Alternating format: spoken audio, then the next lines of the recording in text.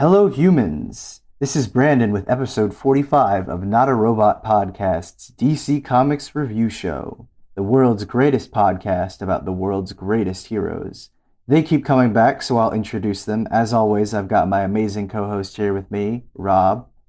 Happy Pride, everybody. And Josh. Hello, humans. This week we'll be covering Crush and Lobo number 1, Suicide Squad number 4, Swamp Thing number 4, Batman number 109, Crime Syndicate number 4, Justice League number 63, Green Lantern number 3, Nice House on the Lake number 1, The Conjuring, The Lover number 1, and an honorable mention of The Infinite Frontier Secret Files number 4. Before we get going, I just want to say thank you to all of our Patreon supporters who help out with $1 or more a month. And thank you listeners too. Like, download, and share our episodes so we get more listeners and can bring you more content. You can get access to our Patreon and the rest of the Not a Robot podcast shows at notarobotpodcast.com. But before we get started, what's new with you guys this week? Best part of this week has been these books. Yeah. We've been talking about it, and a few of us have had a really, really rough week, and so happy these books are here because it makes it all better. Yeah, and at least, getting to talk about it for me is cathartic, I think, because like Rob said, it's been a pretty crappy week. It's actually been a little crappy around here, too. Maybe there's something to that astrological stuff after all. Huh? Maybe. I don't know. Oh, Rob, you got any news? Sorry, we're talking about the Pride thing, right? Yeah. Okay, sorry. Let me say that again, though, because I couldn't remember if it was this week or next week we were going to do it. Okay. Yeah. All right, well, Rob, you got any news? Yes, so exciting news. We are going to be doing 2 special episodes for our comic review cast for the Pride books coming out this month, one from DC, one from Marvel. Yes, hosted by yours truly with a slew of people from all over the Not a Robot podcasts channels. And we're going to be recording, or we'll be uploading them the day after we record. So the DC one should be up around the 13th. And the Marvel one is out a couple of weeks later. That should be up around the 24th, if I remember correctly. Mm-hmm. So keep a lookout that sounds for that. right to me. Yeah. Yeah, and we really are. We're going to have people from every different kind of podcast. Some people that are not on the podcast and are a little bit behind the scenes. So lots of voices that you don't get to hear. Maybe you'll want to check out their podcast. That'll work too. But yeah, Pride Month all month. So we'll be doing those 2 specials. Cool. Mm-hmm. Anything else going on, Rob? There's been a bit of movie news coming out this week. It's a little bit. Mostly just like pictures, teases of upcoming DC projects. We got yesterday a first look at the new Shazam suit with Zachary Levi in it. I missed that. It's actually looks pretty good. I think one of the biggest issues people had with the first one was it just looked padded. It looked too fake. I thought it was supposed to look very muscly because he's practically a god, right? He should look that big. You're not going to get somebody that big unless you get Dwayne Johnson. But he's not playing Shazam. At the same time, I mean, they make, not saying that they're not big guys to begin with, but they use coloring and padding the right way for guys like Superman and Batman. You know what I'm saying? Exactly. Mm-hmm. They kind of just went a little way over the top with Shazam. But this one was Zachary. He's been busting his ass working out the past couple of years, and he's looking in excellent shape, and honestly looks like this is just more of a skin tight suit, maybe a bit of padding, but it looks form fitting and it looks intense. I'm excited. It's hard to believe that was the guy that I used to watch on Chuck, right? The clumsy, what was he in, like a hardware store, was it? He worked at a knockoff Best Buy, right? Yeah. And hated a super spy. That was awesome. Today we also got the first look. I can't remember the director's name. Andy Muschietti, I think. The director of the Flash movie coming up soon. Posted a photo of Michael Keaton's bat suit, or at least the logo. And it is pretty accurate to how it was in the 90s. Or at least one. Sweet. I can't remember which movie had the weird rounded one and which one had the more normalized one, but it's the more normalized one. This one also had a bit of a blood splatter on it. Uh-oh. Yeah, so this is going to be bloody, maybe. We'll see. All right. So I wonder if he's going to be an alternate dimension Batman or if he's going to be Flashpoint Batman. That would be weird, but interesting. That's one of the biggest questions. It would involve some serious choreography and cinematography. They would have to really amp it up. Because, I mean, no offense to Keaton, but I mean, he's no action star to begin with, and he's getting a little up there in the years. You know what I'm saying? Yeah. Yeah, they'll just they'll get a stunt double or something. There's that. Yeah, the going theory or rumors right now is that he is playing the original version, like the 90s Batman, the Tim Burton verse Batman, basically, and it's just an older version of that Batman, but he's going to be portrayed kind of similar to an older Bruce Wayne from the Batman Beyond series. That's cool. Yeah. So I'll see how that goes. I happened to go over there on the website DCUniverseinfinite.com just to see what the final votes were. I am surprised at they don't give the results, of course. They're not going to give those out until October 16th on Fandom. Mm-hmm.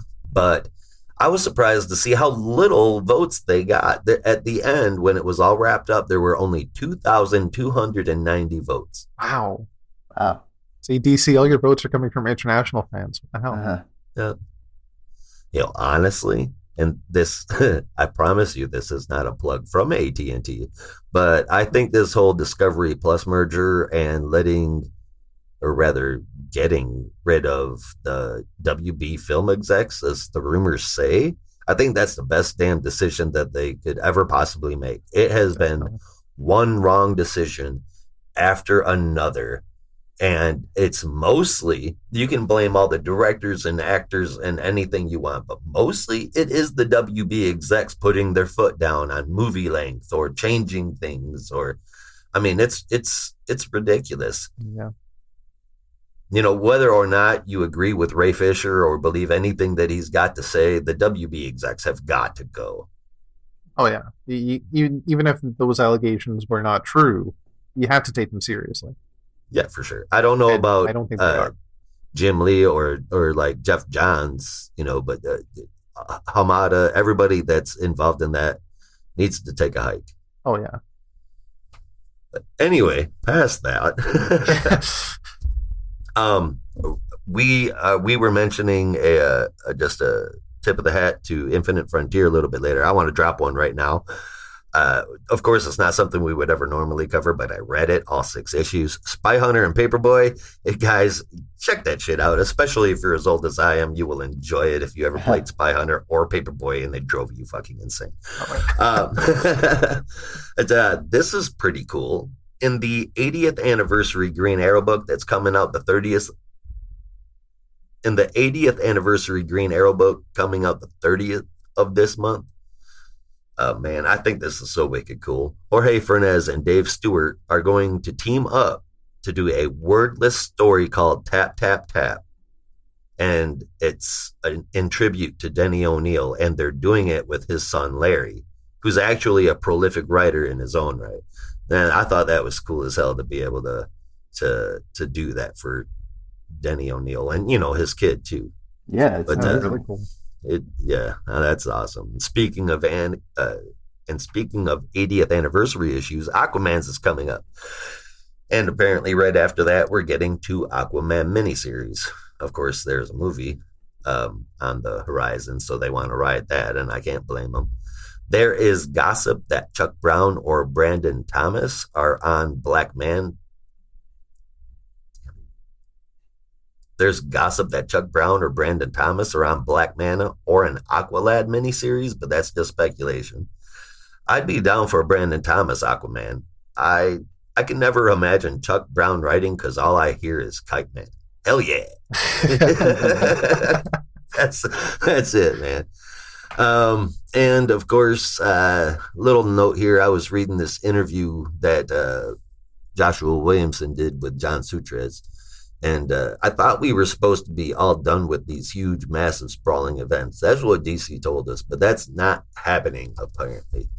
There is supposed to be 3 giant parts to this Infinite Frontier shit. And Joshua Williamson has shared his story arc. DC is sharing Joshua Williamson's story arc for that idea to make sure that everybody else falls in line with it. That makes me nervous as hell. Yeah. I mean, it's basically giving the whole basket to one dude to carry, and that makes me nervous, dude. There's part 2 that's coming out later on this year, and there's going to be a part 3. I'm assuming sometime next year. That am I wrong? Does that not make you guys a little nervous to give the whole kit and caboodle to Joshua Williamson? Oh, also, he says that his Robin book is going to lead into another title that's not yet announced yet. So, Connor Hawk. Probably. Oh, yes. But, I mean, regardless, yeah. Joshua Williamson is notoriously famous for not wrapping up storylines, and you're going to give him the whole universe. And that's to me, that's a mistake. But anyway, I'm not going to rant. That's just the news. That idea could be a blessing in disguise. If everybody else has a lot more input. Yeah. If he's, because we've talked about this, he's the idea guy, like you said. He sets up stories, he doesn't finish them very well. He can set up all these threads and just like, here's a playground, go play with it. And have all these creators can like bounce ideas off him and take his ideas and run with it and do other things with it. And it could just be a little more in line with each other in a way. Mm-hmm. I mean, yeah. I guess throughout DC's history, handing over the keys to the kingdom haven't exactly led to good things. Okay, before we Paul Levitz. Yeah, well, yeah. Yeah. Got me there. All right. All right. I guess I should shut up now. Can we get to some comic books already, guys? I guess so. So up first, we'll be looking at Crush and Lobo, and that'll be brought to us by our resident Lobo expert and super fan, Josh. So I'll stop talking and let him take it away.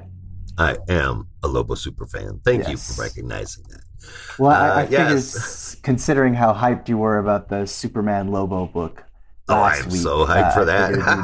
You'd want to take the lead on this.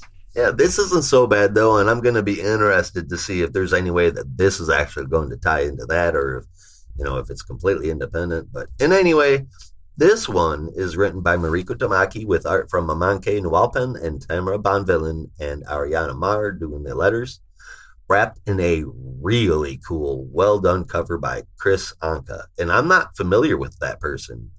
Chris Anka? Yeah, the name is completely blanking on me. Yeah, no, he's awesome. He did, or was doing, Runaways with Rainbow Roll. Oh, my God. Okay, that's right. Yeah, he was kind of like the main artist for a while, and then he had to leave the book to go draw some other stuff. But yeah, he's awesome. I read that. Don't tell anybody over in the Marvel. Well, shit, I'm talking to 2 people over in the Marvel podcast. But that is one of the few Marvel books that I love. And I mean, I love the character so much that even though I didn't fully enjoy the TV show, I still watch it. I like it. Those characters are great, and he is a great artist. I just didn't know. Of course, it's Marvel. I didn't put that name on it. But okay, cool. That explains it. Yeah, he's very, very talented. Mm-hmm. And Tamaki, I think, has been working with the government to create clones of her. She's working on Overload right now. She's got to be anyway. How many titles has she been writing now? I feel like I've seen her name everywhere lately. Yeah, a lot of short stories and books, but still not as much as Jeff Lemire or Cullen Bunn. So not like quite that. There. No, but Tynan and Williamson might want to watch out. Yeah. So, back to the book. All right. Crush has a girlfriend named Katie who is absolutely not Crush in every single way. She lives in the burbs. She's got wealthy parents. Everyone is nice. No one is destroying a birthday party with toxic gas clouds. But Crush does accidentally. And of course, it was Katie's party. She's trying to work through that stuff in typical Crush style. At one point, talking to Red Arrow about it, which kind of surprised me. And later on, we find out that Lobo has been in prison and he's in the process of rehabilitation, or at least supposedly. I mean, it is Lobo. In any case, there's a program that this is what Lobo is telling Crush, that there is a program on the prison for kids of criminals like her. And he wants her to come and be a part of his healing. Okay, Bestitious. This definitely does not sound like Lobo. It does sound like Crush, though, or at least I think so. We haven't really been able to spend a lot of time figuring out or even hearing what her voice should be like. She's always just spoke really clipped. I mean, she's no orphan, but she has been given a lot of dialogue time, you know? And I think that the voice that Tamaki gave her was a pretty cool one. I'm a complete sucker for any book with Lobo in it. Brandon called me out on it. And of course, I don't believe for a second that Lobo is being sincere at all. So I am excited for where this story could go. And I honestly don't think I could imagine a better art team for this book. Every page is fantastic coloring and illustration. My biggest problem with this book is the overabundance of the word whatever. But I honestly can't argue that this was a great book for this character. Yeah, it's very teenage girl. Not to stereotype or anything, but I definitely got that vibe, which I guess makes sense considering that Crush is a teenager. But it was a lot. It seemed a little heavy, like maybe heavily influenced by some Valley Girl stereotypes. Yeah, well, I mean, I definitely got that vibe from like the very first page. I was like, oh, I see. I see. But it was. Well, I should let you finish, I suppose. Oh, no, that was pretty much all I had to say. I gave it an 8 out of 10, man. The art is amazing. Tamaki's got it heading in a good direction. I'm interested to see where it goes. It's not going to score super high for me because it's just a setup book, but I'm happy with it. Yeah, no, I mean, it's like I said, I honestly didn't really have any expectations for this book at all. To be honest, I kind of forgot we were going to read it. Well, I mean, honestly, who's gonna, remember that there's a Crush and Lobo book coming out? That's exactly, and limited who's audience. Honestly, the real question is who's gonna remember it 5 years from now. But anyway, right. I mean, I'm probably a bit different from you, Josh, where I'm not the biggest fan of Lobo in like big amounts. Like I think Lobo for me is kind of like Wolverine.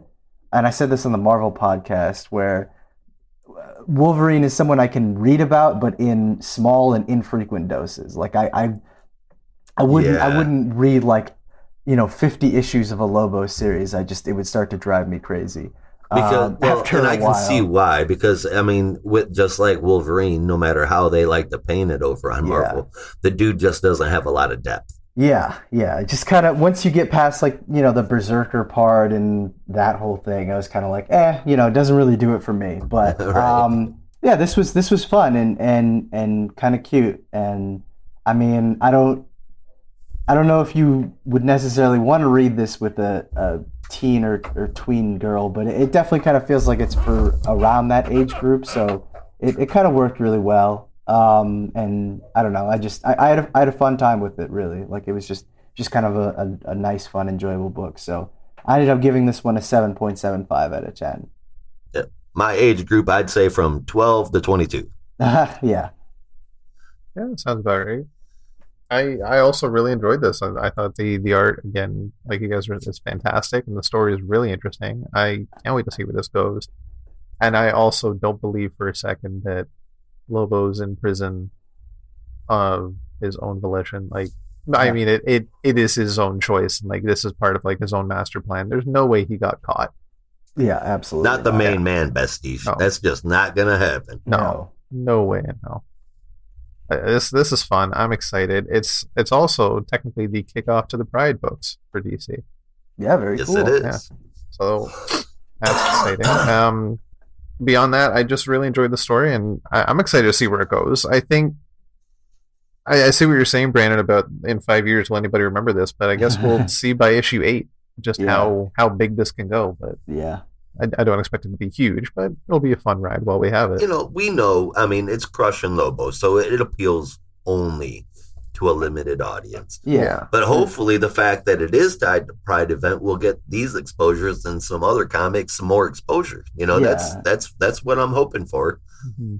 Welcome more people into the comic reading community too. Hopefully. That would be awesome. Yeah, and I mean, like I said, even if it, you know, I don't even mean that in a bad way. Even if it's kind of a more niche book, doesn't necessarily mean it's, you know, it should be forgotten. Like the people who enjoyed it will really enjoy it, and even if it's not like, you know, super memorable or anything, it might be something that someone discovers 5 years from now as kind of a hidden gem. So I think it has some interesting potential. But one thing I keep noticing when I go through the book is her motorcycle. That's like a carbon copy of Akira's motorcycle, if I'm not mistaken. I definitely saw that. It caught my eye so well. It's a good looking motorcycle, but it also looks like it has a bat symbol on it as well, which is kind of throwing me off. It's not really a bat symbol. It's just some crazy. It's like their black part of their face. You look, there's some extra points. Oh yeah, so it is. Yeah, it's like the Zarnian black part of their face. Mm-hmm. That makes sense. Brandon mentioned potential interesting and also Lemire earlier. So I just want to interject here real quick. Sweet Tooth, the TV show, is out on Netflix. Oh yeah. Yeah, no, I'm definitely excited to check that one out. I really, I excuse me, I haven't had the chance to finish the original series, but I've been pretty excited just because you know, I'm a big fan of Jeff Lemire, and it's exciting that he gets a chance to kind of see his worlds brought to the big screen. Absolutely, dude. I'm so stoked. Like when I saw that it was up, I just like sat there and I was like, you have no idea how badass this show is gonna be, dude. Jeff Lemire is one of my favorite when it comes to all around creators who does the ones who do everything. There's I can't think of very many people who beat him in today's comic, right? It's just, that would blow my mind to come up with somebody else. Yeah, I'll never understand how you can handle, you know, that much work all at once. But I've seen interviews with him where he's just like he basically plans his stuff out like to a T, and I'm like envious of that because I wish I could be that planned. Ain't that the truth? But yeah, no, I'll definitely be checking out Sweet Tooth. I'm debating whether I should just kind of watch it for myself or maybe, you know, watch it with my girlfriend or with my family or something. I'm not sure, but we'll see. In any case, we're going to be releasing a episode reviewing it shortly here, probably in about a week or so, to review it over on the TV and Movies podcast. That's where we have out right now Star Wars and Anime Review. Not Star Wars Anime. Those are two separate shows, Star Wars and Anime. But anyway, you guys have to check that out when it comes out, and I'll bump it on here. Back to the books. Awesome. Well, any final thoughts on Crush and Lobo? I'm looking forward to see where it's going to go. I don't expect any legendary, you know, series here, but I'm sure it's going to be a fun ride. Yeah, I think so too. For sure. But with that out of the way, we'll be moving on to our next book, which is Suicide Squad number 4. And Rob, I'll let you take it away. Gladly. So we got on writing duty is Robbie Thompson with pencils from Eduardo Pensica, inks from Joe Prado and Julio Ferreira. I'm so sorry, guys. 1 minute. That cat just wants to be a podcast host. That's hilarious. Oh, Rob, I didn't even notice. I had like Zoom kind of semi-closed, but I didn't even notice is that the Bi Flag shirt? Yes, very cool, very festive. We were doing a Pride celebration at work today, and everybody had their own Pride shirt. Yes, right on. Right, so that's locked up. back to this. Sorry, sorry about that. Okay, so Red X has been captured by Task Force X, as you may have seen in Teen Titans Academy. Waller interrogates X using electroshock therapy, but eventually he plays his hand, demonstrating what may be powers of his own or just some fancy tech in his mask. It was kind of hard to tell. He shuts down power and comms throughout Belle Reve, causing a riot among the inmates. Using this chance, X escapes and goes through the compound and goes up against each member of the squad one by one and takes down each one, including Talon, which X reveals is actually not insane and hiding his true intentions. I thought that was a nice We called it here first, folks. Talon is faking the whole Who thing. Yeah. I can't remember which one of you said that, but you were like, you know what? I don't believe him. I know it was one of you. I just can't remember which one. It might have been Brandon. I don't remember. But it came from here first. Yeah. So on his way to Waller, he eventually reaches the office and takes down Peacemaker in if I remember right, that was a nice swift kick. Should have been in his ass. So X detonates a bomb that Waller has in her office, and he jumps out of a window onto a plane and escapes to safety, leaving Belle Reve in ruins. So I think I've got it. I think I figured it out. Finally, I know who Red X is. He's actually just a badass. Under just that some mask, random badass dude. He's just a badass. But actually, I'm kind of getting the feeling now, and this is the kind of out there that can only work in comic books. It's an alternate universe Dick Grayson. My idea is a little close to that. Brandon, do you got any idea who Red X might be? I still have no idea.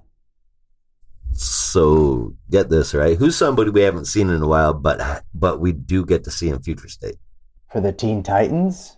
Related to the Teen Titans, yes. Ooh, I have no idea. Tim Drake. All right. I was kind of feeling that too, but I don't. It seems kind of he could unfortunately be taking a dark turn. Look, we've seen the two other Dark Robins, Damian and Jason, really take a bit of a softer turn as of late. Is Damian still killing people? Yes. What was the last thing we saw him do? Going to a tiki party. So we gotta have one Dark Robin. I mean, that's kind of what it's like. I mean, there's always going to be one lingering around. It's like Marvel's Dark Phoenix, just not with superpowers. Yeah. But I guess I wouldn't, I don't know. That one would be a little more confusing for me, considering Tim was just in Nightwing and has a story in Future State. And it's like, how could he be doing all that and also being Red X at the same time? Be a lot of overtime.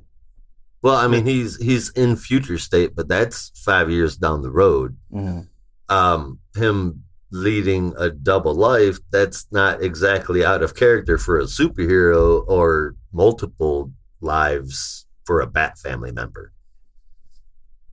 Yeah, I'm still not sure. He's an amazing fighter. He just took out the whole squad single-handedly. It is said he has Batman level intellect, and his tech progress, his tech prowess can outdo Task Force X. Is there anybody close to the Titans who can make those claims? That, or another new character or something. If they cop that out and make it a new character, I think I'd be a little pissed. Yeah. I don't know. Yeah, I still feel like that's the route they're gonna go, like they did with the Peacemaker, because it feels like we don't really want to do another character, so we're just gonna kind of make a new one and he'll just be there.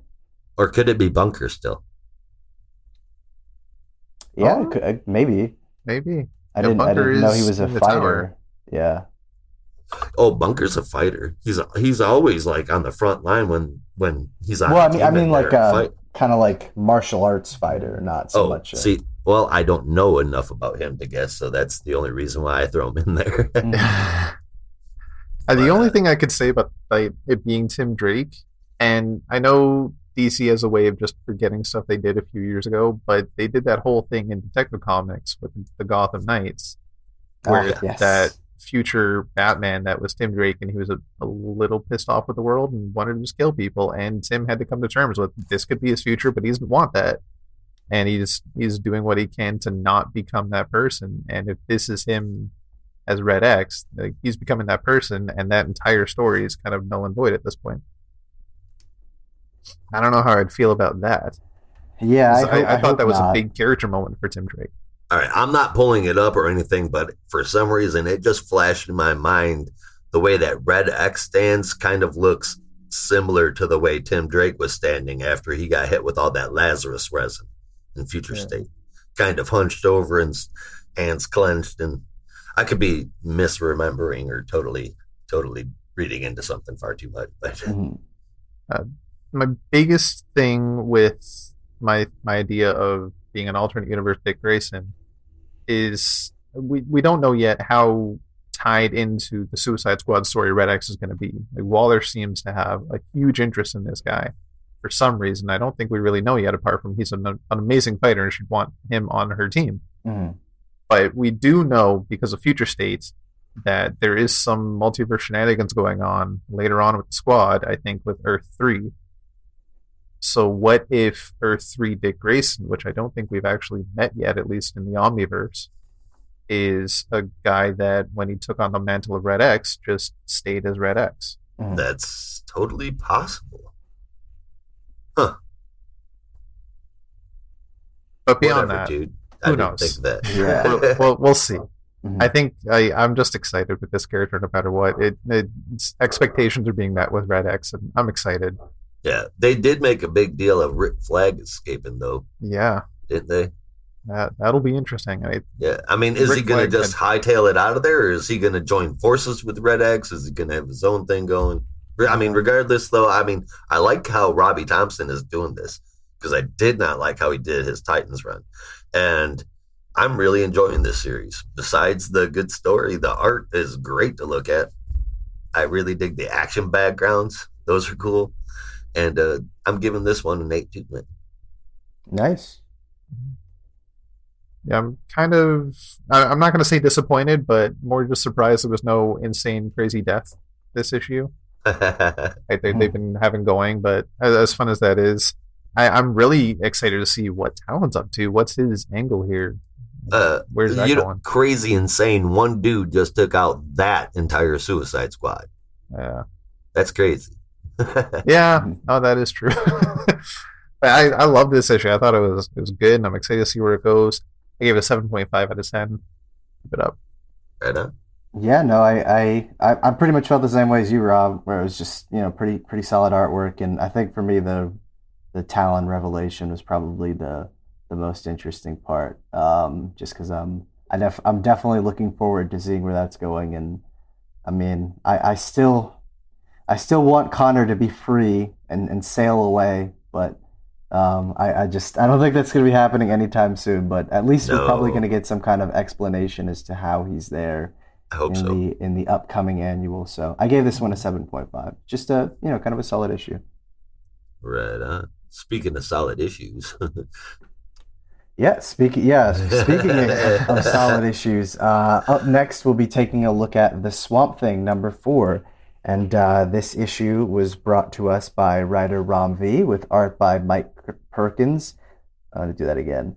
This issue was brought to us by Ram V with art by Mike Perkins, colors from Mike Spicer, and letters from Aditya Bidikar. Basically, this issue kind of starts in two different places, following up with Jennifer and Jason Woodrue, aka the Floronic Man, and Alec Holland and Levi Kamei, the new avatar of the Green. Why am I not seeing my stuff? Oh, there we go. Okay.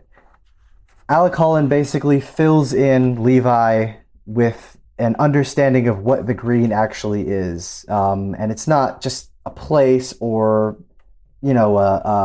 something that can kind of be broken down into a basic understanding. But Alec describes the Green as information, essentially, that it's living information, the comprehensive history of every single person who has ever been an avatar of the Green, everything that's ever embodied the Green, and yet something is wrong, something's corrupting it, and they're not really sure what that is, and that is embodied by the creature, the Wodewas, which is this large hulking creature that has basically been causing havoc around the Green, and Alec is informing Levi of his duty to basically take care of the Wodewas. Levi kind of asks does this have anything to do with his emergence as the new avatar of the Green? To which Alex says they're not really sure, but it's something they'll look into. So after basically trying to take down the Wodeos, but struggling with some brief assistance from Poison Ivy, Levi is able to embrace all the comprehensive information of the Green to, I guess, take down or reform the Wodeos. That one was a bit unclear for me, but it seems like it basically amends what was broken in the Green. We catch up with Jennifer, who has run away from the Floronic Man. Jennifer Reese is the new Abigail Arcane, I think. Yeah, at least for Levi anyway. But right. She's able to escape from the Floronic Man, and Levi basically has a moment with Jason, kind of acknowledging that he remembers him, given all of the information he has been able to take from the Green, and understands that this life that he has developed for himself as the new avatar of the Green, as this monstrous creature, is his life now, and that is kind of reaffirmed by I almost called her Abigail, by Jennifer, who, after leaving the Green and returning to Prescott Labs, talks to Levi about seeing a strange swamp-like creature that frightened her, and Levi is contemplating the life of basically having to be a monster from this point forward. But we catch up with some brief analysis with Prescott later to kind of look into what had happened with the flourishing of the Green, and that's when the head of the Prescott Corporation, a man by the name of Mr. Pilgrim, decides to give a direct phone call to Belle Rev, to none other than Amanda Waller, who basically asks for the help of the Suicide Squad, and that's where our issue ends. So I've been raving about this series pretty much since issue 1. I think we said in the last issue, or last time we talked about this issue, we're going to try and find like a new way to talk about this series without sounding repetitive, because it feels like we kind of just like say the same stuff, like, oh, it's so good, it's so amazing, because it is. Right. And I don't really have anything else to say other than that. But I don't know. I'm going to try and talk about some interesting things that I liked, which was, Levi's, I guess, unique connection to the Green, in that he kind of has a full understanding that the Green is information, because from my understanding, it was Alec and all the other avatars of the Green who kind of understood it, but never really fully grasped it until much later on. But Levi kind of has it from the get-go, so it kind of sets him apart as a really unique and informed avatar of the Green. And he gets that it's information in the form of the collective memory and experiences of all the different ones. It's pretty neat to think of the Swamp Thing. But I'm not gonna talk about how great the art is in other places. I'm just gonna mention there is a double page spread of the Wodeos, and it's kind of like you see it towering, and Swamp Thing has got his hand raised and he's like standing on a branch, and it is just so well drawn. Like if you love like elemental horror books, I swear this is like the best book for you, because that drawing of the Wodeos is just it's amazing, and I don't even know what else to say. It's Xermanico. So that's what Xermanico is. That's what Xermanico does. Fucking love him. Yeah. So if I haven't made it clear, is Xermanico on this book? Oh wait, no, sorry, that's Mike Perkins. Oops. Oh shit, yeah. Well, same thing. Yes. Well, Xermanico does the JLD back, which we'll be getting to soon, but. My Mike Perkins is amazing too. Yeah, and just I honestly like, and it's I don't want this to sound rude, but Mike Perkins is someone who's been drawing for quite a while and is very talented and has done some really great stuff. But I honestly think this is probably some of the most unique and best fitting work of his career. Almost like Joe Bennett on Immortal Hulk, where it's like you were just so perfectly fit for this kind of book and these kind of characters. It works for you. So I like I said, if I haven't made it clear, I friggin' love this book. Oh, it's so much. So I'm giving this one a 9 out of 10. Dude, okay, yeah. Not only is the art amazing, as it always is, not only is the story intriguing, and I guess, enveloping, man. It pulls you in. But the voice that Ram V has given to this new Swamp Thing is not just love it. It's not just right. It's almost poetic in the way that he speaks. Holland was very, very drama filled, and this Swamp Thing is not without melancholy, that's for sure. But the way that he puts his words together are just very eloquent. Yeah, it's really nice to read. Is that weird to say? No, that's exactly how I feel, and I think it's. I know exactly what you're saying, because I'm thinking of, probably one of my favorite runs on Swamp Things, and a lot of people's favorite run on Swamp Thing, which is the Alan Moore run, and that one was very flowery, and you'd have him talk about my connection with the green, and I feel every tendril and every root and everything, and it's like there are aspects of that in here, sure, but it's almost like when Levi is it's like when Levi is Swamp Thing, he almost has that more flowery sense to him, but when he's just Levi as a human, it's like this. I think you described it best. It's like this very poetic way of just looking at the situation of like, oh my God, this is my life now, and it's freaking amazing.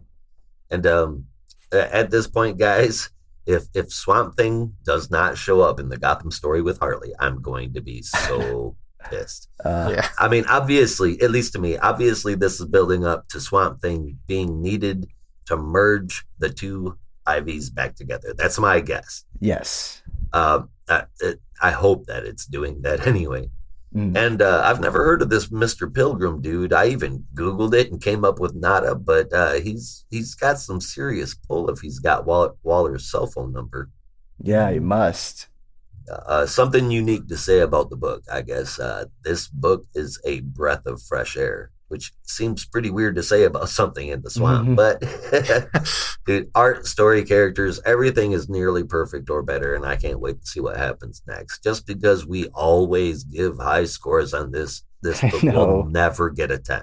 I feel bad. I'm just like, I want to say like more things about it, but I don't know how to. Like, I feel like I've said everything. We seriously need to come up with like new words or something. I mean, it's a great book. Even if you don't like even if you don't like horror comics or like dark thematic elements, you can enjoy this book. It just happens to take place in that atmosphere, but it's not gory. It's not off-putting in any way. It's very detailed, but it's exactly what you would think of a man made out of plant matter, or a guy made out of wood. It's done really good, and the story, I can't say that enough. I feel like amazing and awesome. I say it a lot for this book, and he's right. I got to put away those ones, but it's emotional, it's interesting, and it's the closest thing that you're going to get to an award-winning novel coming out of comic books right now. Oh yeah, and probably, I would say probably my favorite book coming out of the Infinite Frontier catalog. And again, this is one of those books where it's just like you'll be really glad that you were a part of the experience, just getting to read something like this. And exactly. Exactly. I don't know what else to say, but we've been talking a lot. Rob, what did you think? I like you've been saying, I don't know what else I can say. It's just fantastic. The art is amazing. I totally dig that splash page with the memories. And just about that page, if I'm following it correctly, are they alluding to the Wadewos being tied to Levi's brother? I think it might be, or like some kind of connection that basically, some kind of connection to the Wadewos, to the origins of the Green, and Levi's brother, all kind of tying together, that basically made him become the new avatar of the Green. Yeah. So we may be looking at a new Anton Arcane as well. Yeah. Nice. I don't know what else to say that hasn't already been said. Just fantastic stuff. Fantastic book. I totally agree. If it's not the best, it's at least one of the best books coming out of Infinite Frontier right now. This is a 9 out of 10 for me. Just, oh my God. It's so good. Honestly, I mean, I feel like for the most part, it just really speaks for like if you want to hear nice words about it, just read the book. Really, like Yeah. Right. it'll be hard for you to not see it. But Yep. Josh, did you give your score? No, not yet. I gave it a 9 out of 10, or at least I don't think I did anyway. I gave it a 9 out of 10. Like I said, man, I can't ever give this book a 10 in good conscience because every single time it comes out, we sit here and it's at least on one or two of our top in our number one spots. And, Yeah. that would make us sound a little fanboyish, but, we are being completely honest here. Yes. Yeah. Um, All right. Well, with that out of the way, we'll be taking a look at Batman number 109. And for our main story, I'm going to let Rob walk us through that one. So with writing duty this month, every month, is James Tynion IV, with art by Jorge Jimenez, colors from Toba Mori, and letters by Clayton Cowles. But Bruce is back online after his stint undercover in the Unsanity Collective. He follows up with Oracle about what he's missed, and she tells him that there has been more Scarecrow sightings. With all the information he's collected, he's now going after Simon Saint. He asks Oracle to contact Ghostmaker to help him, but Ghostmaker... Yeah. He asks Oracle to contact Ghostmaker to help him, but Ghostmaker is busy with Harley. Harley and Ghostmaker are interrupted by the Gardener, who tells Harley that Ivy is in Gotham and she needs her help. Oracle eventually gets into Ghostmaker's systems and gives him the call. Batman goes on ahead to confront Saint, but Saint denies anything to do with Scarecrow. Just then, Gotham City Hall explodes, with it being alluded that Simon Saint was the one to push the button. And Saint alluded. Yeah, pretty much. Alluded. He didn't actually. It wasn't on the panel where he pushed the button. He just stood there, said something, and it blew up. Well, yeah. I mean, he hired somebody it was definitely him. Yeah, we all know. But at that point, Saint then brings in the newly titled Peacekeeper 01. And this begins, in my opinion, one of the best fights we will ever see with Batman. Oh, I hope so. Oh, with that ending page, yeah. And honestly, that final page might have been my panel of the week because it's just it's so. I don't know. I don't know if you guys watch anime, but it's great to draw. It really reminded me of an ending just because they're both charging at each other. But yeah, it was just gorgeously done. Mm-hmm. Mm-hmm. Yeah, it was fantastic. And Peacekeeper 01's design for this early stage of his suit looks amazing, I think. Yeah, it's pretty cool. It is fantastic. I love to see that the story is going somewhere towards that. I know I've said before that I'm not a big fan of or getting to this point where we know the future, but I'm excited to see where this goes because now we're going to see the side we never got to saw in Future State. Mm-hmm. And that's Simon Saint's story and why this is all happening. I'm excited to see where this is going. Jimenez is all happening. Oh, yeah. Jimenez is killing it as always. It's just fantastic. Yeah, I mean, to your earlier point, Rob, about one of the best fight scenes. Even though we haven't gotten the full fight scene yet, I think the brief kind of scuffle between Batman and Peacekeeper 1. I was just amazed at how fluid the artwork was. I don't know if you guys picked that one up, but I mean that's trademark Jimenez, man. Yeah. I mean, it was it basically Batman's throwing everything at Peacekeeper 1 and is able to cut the hole through the floor, and it was really fluid. It just flowed really well. I know that's repetitive, but no, I can't help but wonder how he sets up his panels. Does he go in his brain, is he drawing out every 10 frames in a movie and then putting that shit down on because the way that he approaches it is right. Because the way that he approaches it, it does seem like he's almost got a cinematic element to it. Yeah. It's just fantastic. My only gripe, and it's a very minor gripe, with the story they seem to be setting up with Ivy, it seems very different from the story we're getting with Ron V's versions of Ivy. And at that point, if it's not connected, which version do you follow? Like, what narrative do you go along, and which one's really going to bring Harley and Ivy back together? It's Well, right now the way I'm seeing it is Poison Ivy's been split down the middle. Yeah, that was my guess too. Is we're seeing the Ivy part in the areas where she's all giggly and the dialogue's all sing-songy, and it's even written in curves.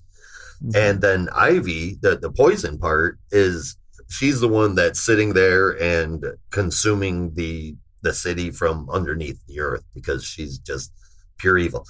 Mm-hmm. Yes, we love Poison Ivy. We love Poison Ivy because of Harley's influence on Poison Ivy, but let's not forget of the crazy fucking shit that Poison Ivy has done. And at the root of it, she is an eco-terrorist. Yeah. That is very true. So her good side and her bad side have been separated. That's why I think Swamp Thing is going to be needed to put them back together. Yeah. Somehow. Or, I mean, it seems like, because this is clearly the like evil, crazy Ivy. They're calling her Queen Ivy.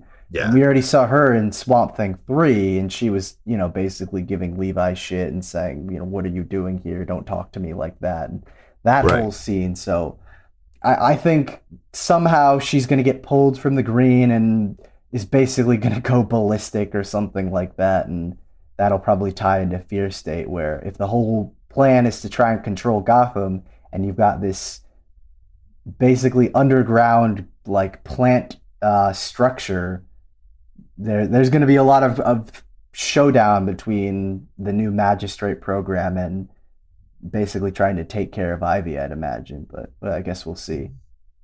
Did we see her in Future State? I don't think we did. Yeah, I don't remember. No. So. Oh no. That's probably why. Right? So the mystery got solved with the chick with the dogs, right? As Pam's ex-girlfriend. I mean, I guess that's cool, although I didn't ever hear that before. So Ghostmaker definitely has a Batman complex, man. I mean, he throws away a supercar just because it's not faster than the Batmobile. Yeah. What the fuck? Yeah, that was a little silly. Dude's obsessed. Yeah. There's still something feeling a little slimy and mysterious about the Saint Scarecrow connection, although I still can't put my finger on it. And Saint his balls must be the size of grapefruits if he's going to lay out his plan in front of Batman when Batman's not like bleeding out on the floor. Yeah. How confident does this guy have to be? This issue, or at least this story part of the issue, I felt like this was like half wrap up, half setup, and I felt like it flew by really fast. But it's not because it was like super short or anything. It was a lot of fun. And the art team, Jimenez, Mori, they cannot draw bad. If they tried, it would come out looking a little less than the Mona Lisa. They're fucking great, man. This is so good. My score is 8.5 out of 10 for this. Awesome. What about you, Rob? Yeah, I gave this, for the main story, I gave it a 9 out of 10. And also just going through the issue again, a bit I forgot about, where when Batman shows up to Simon Saint's office and Simon's aide or sidekick or whatever with the robot arm shows up, and Batman just like kicks him right in the face. Oh, yeah. That was fantastic. Kaboom. Oh man, it was good. All right, well, before we move on to our commercial break, we'll be taking a look at the Ghostmaker backup, and I'll let Josh tell us all about that one. Brandon, did I miss your Batman score? Oh, crap. Okay, let me... All right, scrap that part. Yeah, no, this oh, did I even talk? I think I did. I don't even remember. Yeah, we bullshitted about it. Okay. Yeah.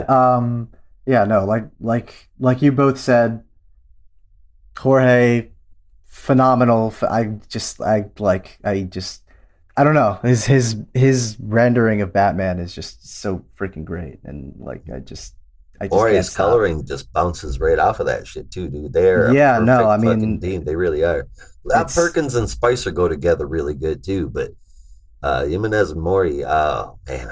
Yeah, I think for me at least, because I mean I've seen basically Jorge's stuff at DC exclusively at this point, and every time we get new pages of Batman, it's selfish of me, but I'm just like I'm waiting for him to kind of break free and do something at Image or at Dark Horse, because I know it's going to be off the chain. But anyway, yeah, no, I dug this issue, and I ended up giving this one an 8.25 out of 10.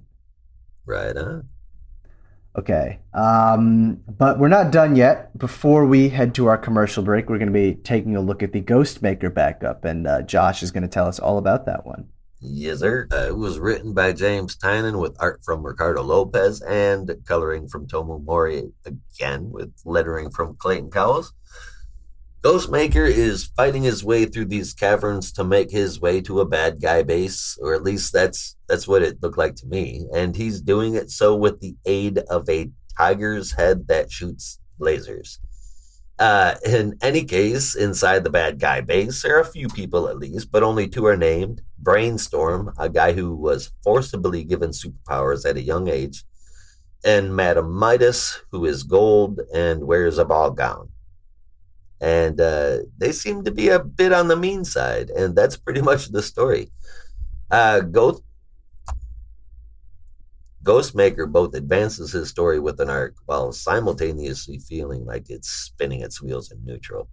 The new characters are cool, but is this all enough to carry a story? I mean, I was enjoying getting a look into who Ghostmaker was previously, but that's gone now, and actually there's more of him worthwhile in the Batman story than in here, I think.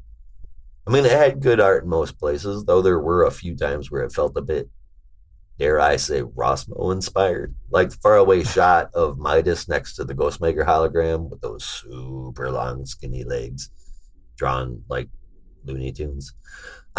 on like page 26 or 25, somewhere near there. I know that. But it wasn't enough to bring the art score down. The story really left me feeling like I wanted more. And I think that might have been just because there really wasn't anything there. You can't blame it on being a back issue, though, because the other backups that we read many times outshine the main story. So I'm sorry, Ghostmaker, but this one fell flat for me, 6.5 out of 10. Fair enough. Rob, what did you think? Yeah, I'm kind of in the same boat, though I scored a little higher. I guess I'll start with my score, 7.5 out of 10 for this backup. And as much as I love seeing Ghostmaker go up against all these villains, I just want to see more of him on the island because that looks more fun. He's fighting giant snakes and freaking tigers with freaking laser beams attached to their freaking heads. That's what I want to see, but we're not getting that. We're getting very minor points of that. Yeah, that's not fun. He's a fun character. Let him play in the world a bit more.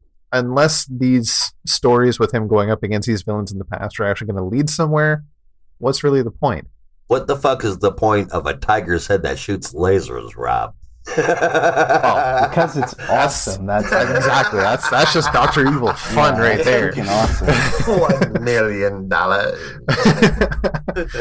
Yeah, but I hope this story gets to a point where we're just seeing him fight all these people, or just see the fun of the character again, because these backup stories are seeming a little sad, and that's taking away this immensely fun character that's action packed and kind of story driven, and it's yeah, like you said, it's falling flat. 7.5 for me from this one. Yeah, cool.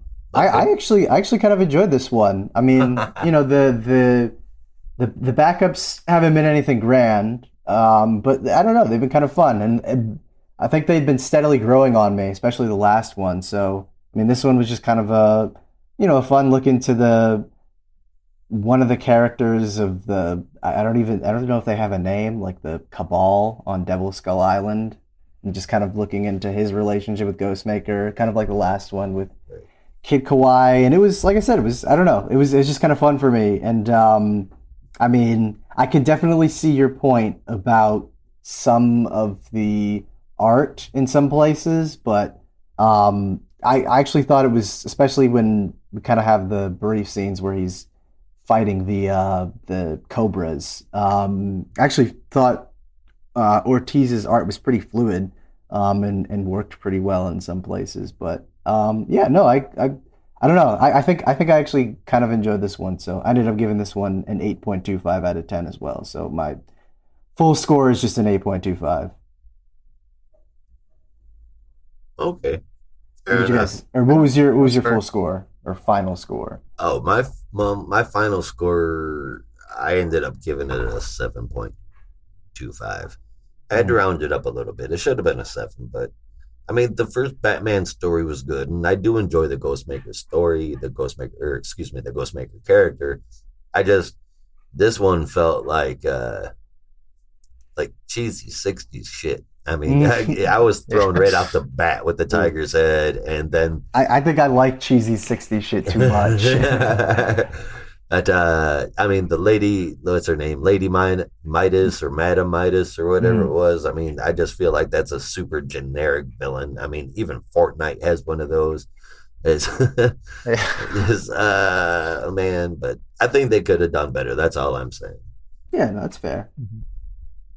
Yeah, so with my Ghostmaker at 7.5 and my Batman at 9, I kind of rounded up in the middle and gave it an 8.5. Still a fun read, but the backup needs to be backed up a bit more, I think. Yeah. Backup needs some backup. After these messages, we'll be right back. Now, back to our program. Thanks for sticking with Not a Robot. Next, we'll be looking at Crime Syndicate number 4, and this issue was brought to us by writer Andy Schmidt with art by Kieran McCown, inks from Dexter Vines, colors from Steve Olive, and letters from Rob Lee. So correct me if I'm wrong, but for me at least, it didn't feel like a ton happened in this issue, so I kind of just highlighted some of the, I guess, important beats, and then that was pretty much it. But mostly the issue... There wasn't shit going on in here, man. Yeah, the issue mostly focuses on the John Stewart Power Ring, who I guess is kind of reflecting a lot about his time as Power Ring and you know, the fact that they have been together and, you know, what they're doing and everything. And we see the Syndicate working together and kind of causing mayhem. And we see, John Stewart basically taking his jurisdiction completely over Coast City, and also catching up with this world's version of Alexander Luthor, who seems to be gathering a,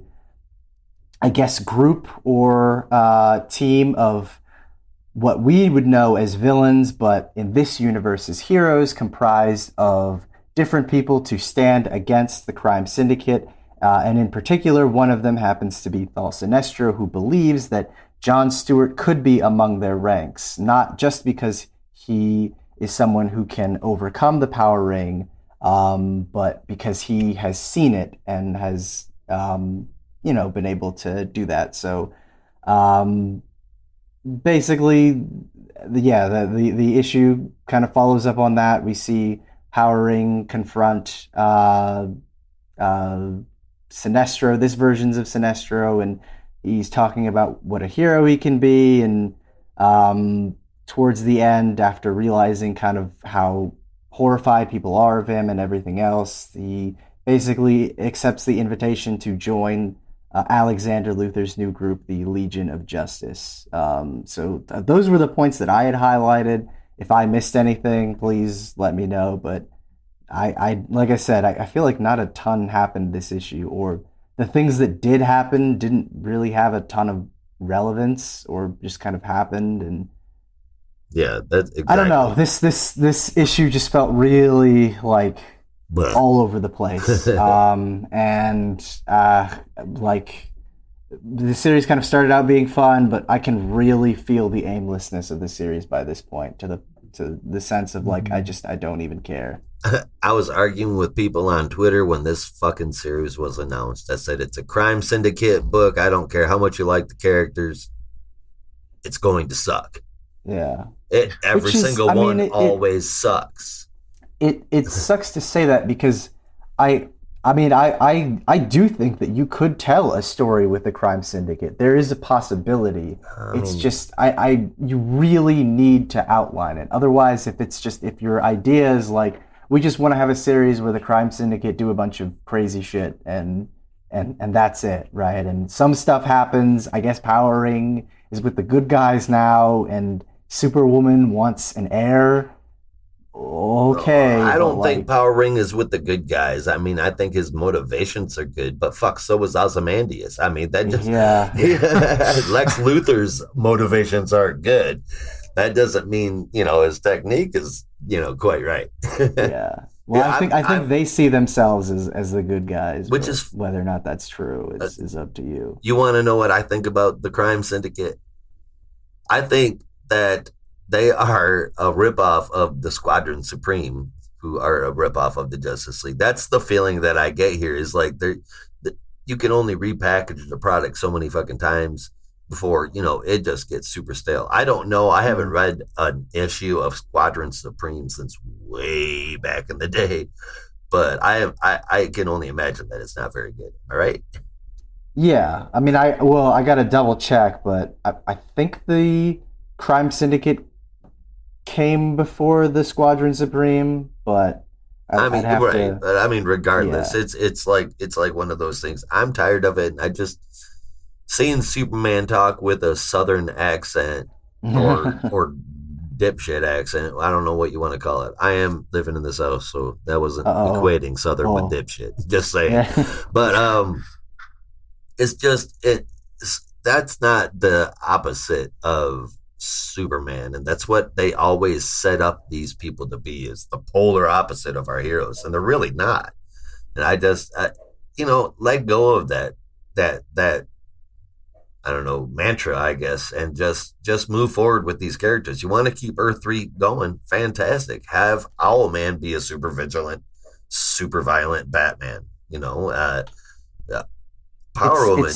It's almost like, sorry, I didn't mean to cut you off. Go ahead. But you were just talking about Owlman, and it definitely made me think. It's almost like I just wish that these characters could almost, and I know it's a crime syndicate book, but it's almost like these characters would be more interesting to read about and might have a bit more of an actual story if they were all kind of off doing their own thing. Yeah. Like I feel like I'd be more entertained reading, a Power Ring series or a Ultraman series or a Owlman series over them basically just kind of fucking around and doing a bunch of nonsensical stuff. Exactly. I mean, imagine reading Justice League without having any prior knowledge of any of the Trinity.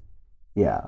I mean, that's what we're getting here. And that's just, I've got, besides the Squadron Supreme fucking parallel, I've only got two other notes. The caption boxes that I've been seeing, this sounds like the beginning of a rant, but I promise you it's short.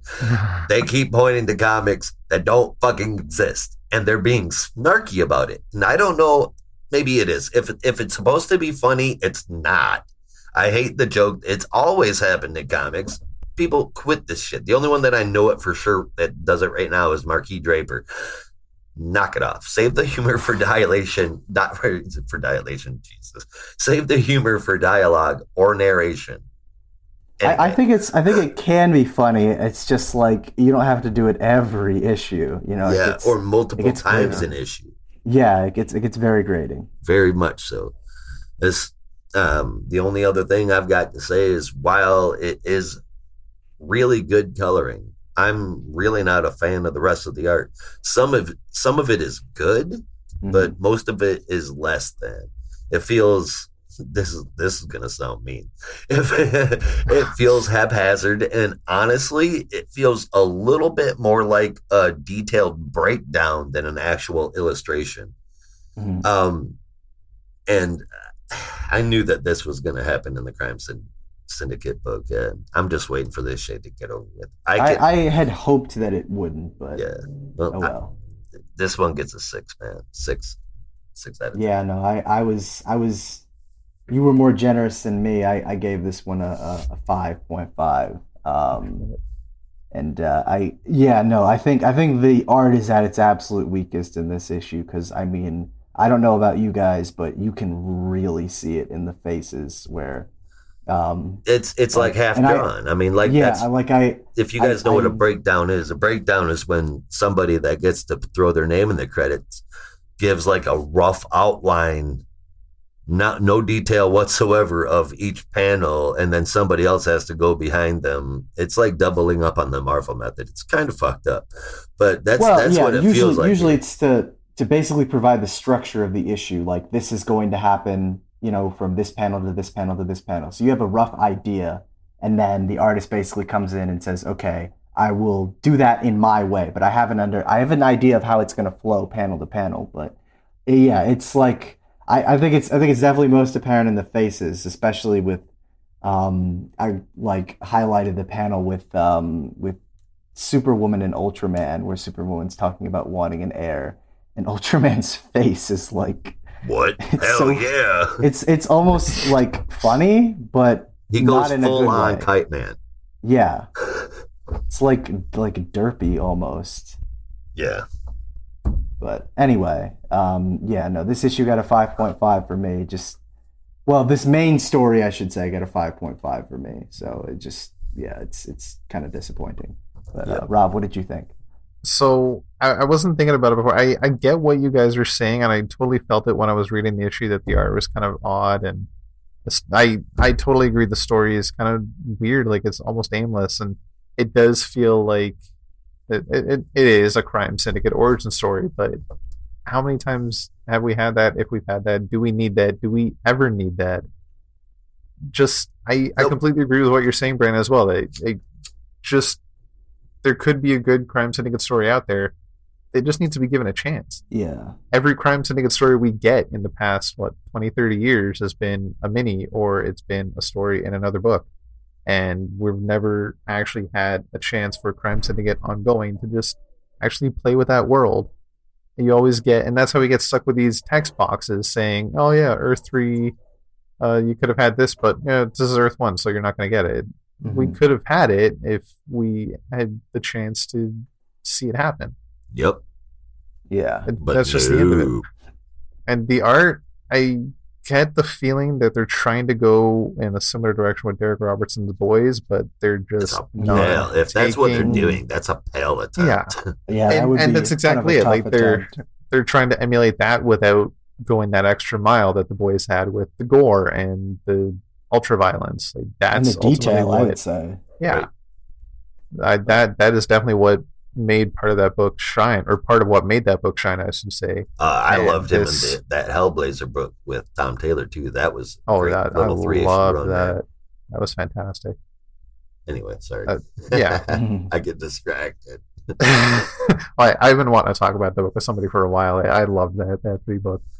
But yeah, that's the feeling I'm getting now, that they're trying to emulate the Boys' style of storytelling, and it just doesn't work here because they're not going that direction properly. They're trying to do too many things with this book at once, and it's just failing. Yeah. But at the end of the day, I'm still a sucker for Green Lantern, so I enjoyed it. I gave it a 7.5, simply because of Sinestro. I love seeing Sinestro in this. Seeing Sinestro was like from a Green Lantern fan standpoint, like John Stewart being basically what Sinestro is in Earth 1, and Sinestro being the complete opposite. I thought that was fun, but beyond that, this is the Legion of Justice seems more interesting than the Crime Syndicate. I'd much rather read that book. Yeah. Right. All right. Well, before we're done with the Crime Syndicate, we have one more story to look at, and that is the backup. And I am just going to pass that one on to Rob, our resident Green Lantern fan. Right. So we got writing from Andy Schmidt, art from Brian Hitch, colors from Alex Sinclair, and letters by Rob Lee. John Stewart was a good cop. Always looked out for the public and his daughter. After she got into an accident and needed an operation to save her leg, he was desperate and borrowed money from a crime lord. On his beat one day, the crime lord's son starts bragging about being untouchable to Stewart, but this drives him over the edge. John drags the man into an alley and beats him. This act brings a power ring to John, which offers him the power to never be threatened again. When John puts the ring on, the man burns to death from a green fire. He is now the Emerald Knight. And this one was just kind of weird. I said he borrowed money from a crime lord, but I honestly had to go back 2 or 3 times to make sure I was reading it right. They never actually say, and I'm honestly just assuming that's what it felt like, but it was just.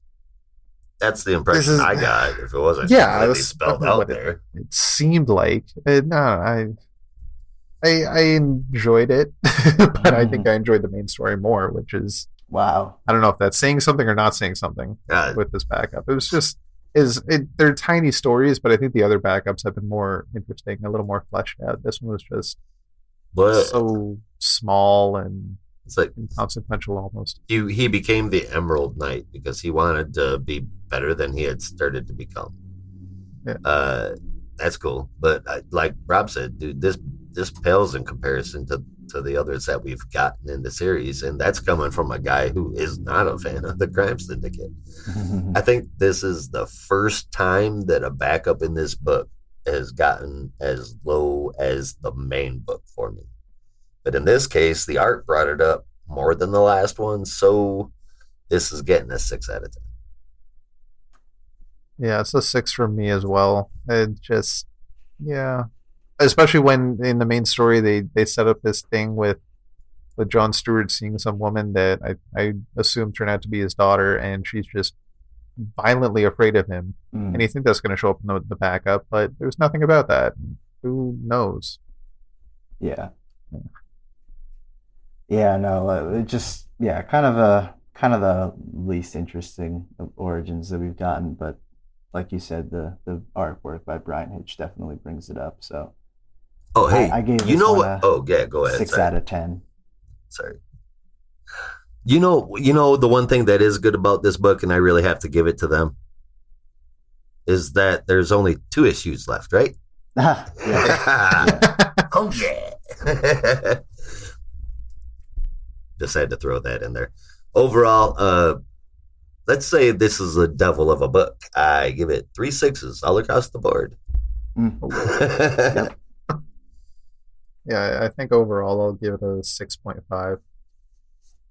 Definitely had better chapters. Yep. All right, well, let's see if things are looking up a little bit in our next issue, but I won't hold out any high hopes. That is Justice League number 63, and I'll let Josh take that one away and see how he feels to get us started. Does anybody out there listening wonder why they keep letting me do the Justice League books? I don't know. All right, this is written by Brian Michael Bendis with art from David Marquez and Ivan Placencia, who are really good with art. And letters come from Josh Reed. Justice League number 62 starts out with Hippolyta talking to the Flash about how Diana understood man's world, but she doesn't. Out of nowhere, Flash realizes that he did the math wrong, sending them to the wrong place in the multiverse. So he calls up Mr. Terrific on the phone and tries to be funny. Why wouldn't he just run over there and then to wherever Terrific is? Wouldn't that then been faster than a phone call? But anyway, now we go back to Naomi's homeworld, and the Justice League are still there fighting Brutus. He's that monstrous horn demon that talks like a generic 80s action star. And that goes for literally everyone on his planet, too, except for the family that found Aquaman, who, after his monumental performance the last time we saw him going, death.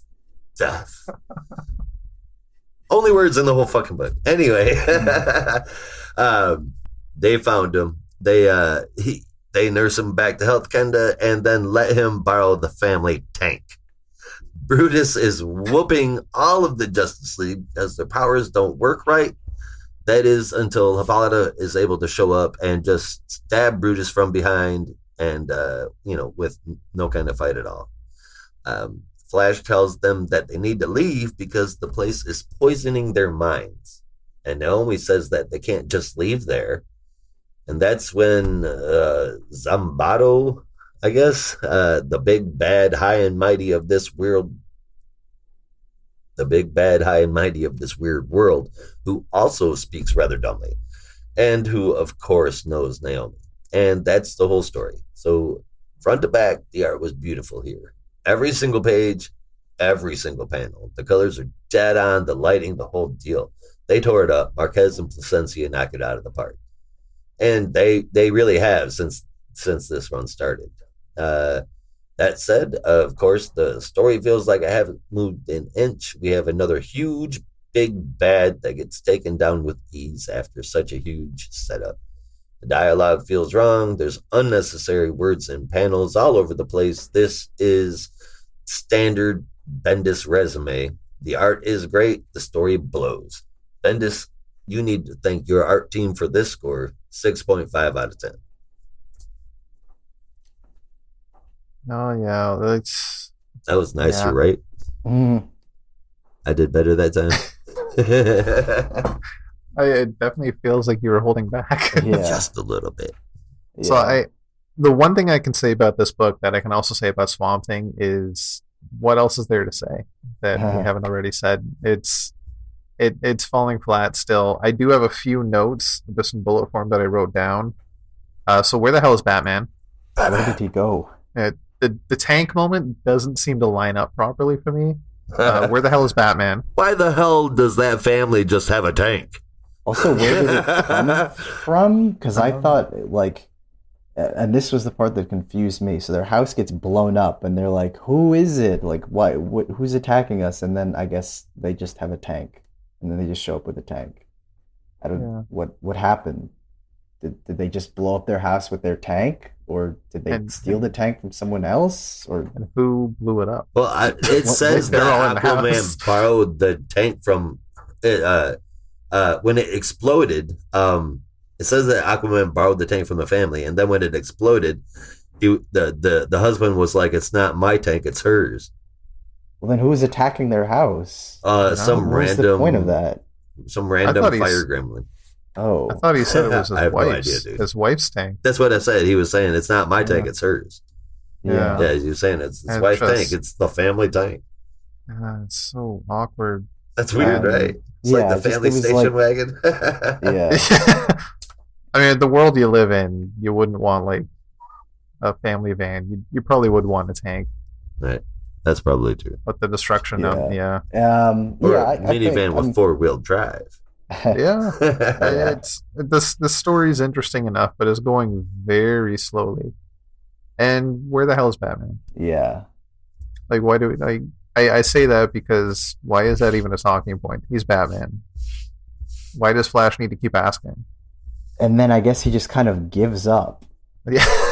Because and that was one thing where it was like, because I've been trying to be a bit more positive about this one. I didn't want to just kind of go in and blindly hate it because because it's Bendis or whatever. Like I wanted to give it its fair shake. I always do. This issue I think is probably the messiest one that we've had so far. Where Yeah, it was for like sure. things just. Ooh, yeah, it was tough. That's all I have to say. But I think it's definitely highlighted by there's like a brief panel where Hippolyta has taken out Brutus in a fight that we don't get to see. So love that. Right. And you have Naomi, Green Arrow, and Flash talking to each other, and they're just like, we can't leave. What do we do with the Brutus guy? And then Flash is like, where is Batman? And then I guess he just kind of gives up on searching him. And then he's just like, you can't survive here. Go. Like, oh, okay. I guess Batman's gone. Let's just leave. It's just like weird. Right. Why did you do that? What was the, anyway.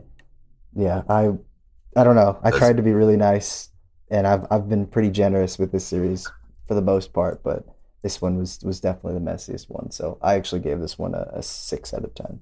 I mean, hey, just for the record, I go into every single comic we review with an open mind.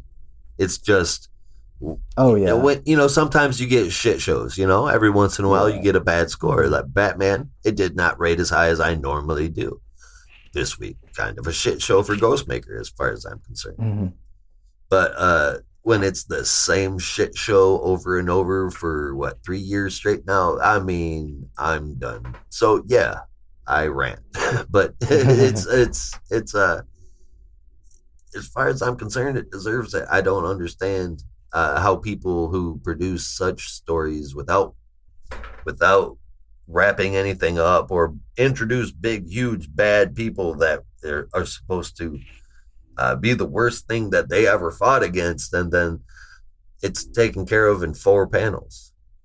Yeah, that really sucked. Where they literally, it was such a cop out. Like Naomi and Black Adam just fly to the sky, and then they come back down, and fight's over. Yeah, exactly, and that's all. That's all it ever is. Shown up. Oh, like that. That's the exact same thing that happened last issue as well, with Superman and Black Adam about to fight Brutus, and it happens off panel because we're seeing the rest of the league regroup.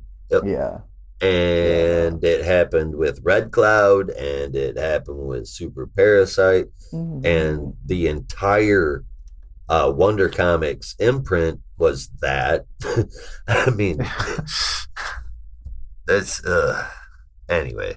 Okay, don't get me started. The art was fantastic. Yeah.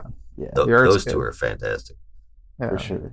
But yeah, Rob, did you give your score? I honestly don't remember, but it's a 6.5 for me this time. The art's great, but I don't think it's enough to redeem the book completely. Yeah, no, I definitely feel that. But before we leave Justice League, we'll take one brief detour and look at our Justice League Dark backup, which I think is, at least I'll say, before we get into the actual story, a definite improvement from the main story. But this was brought to us by Ram V, with art by Zermanico, colors from Romulo Fajardo Jr., and letters from Rob Lee. So briefly catch up with Merlin, who is on his quest to sail to an unknown location. We're not sure where that is just yet, but have no fear, he is ready to take action as we see him literally jump off the boat and walk on water as if he is Jesus. Catching up with the JLD in the Library of Babel, they're able to take out some of Merlin's minions and Constantine and why did I delete his name for a second? Oh my god. Okay, sorry. I had Jason Blood written down, and it just accidentally deleted it. Okay, my bad.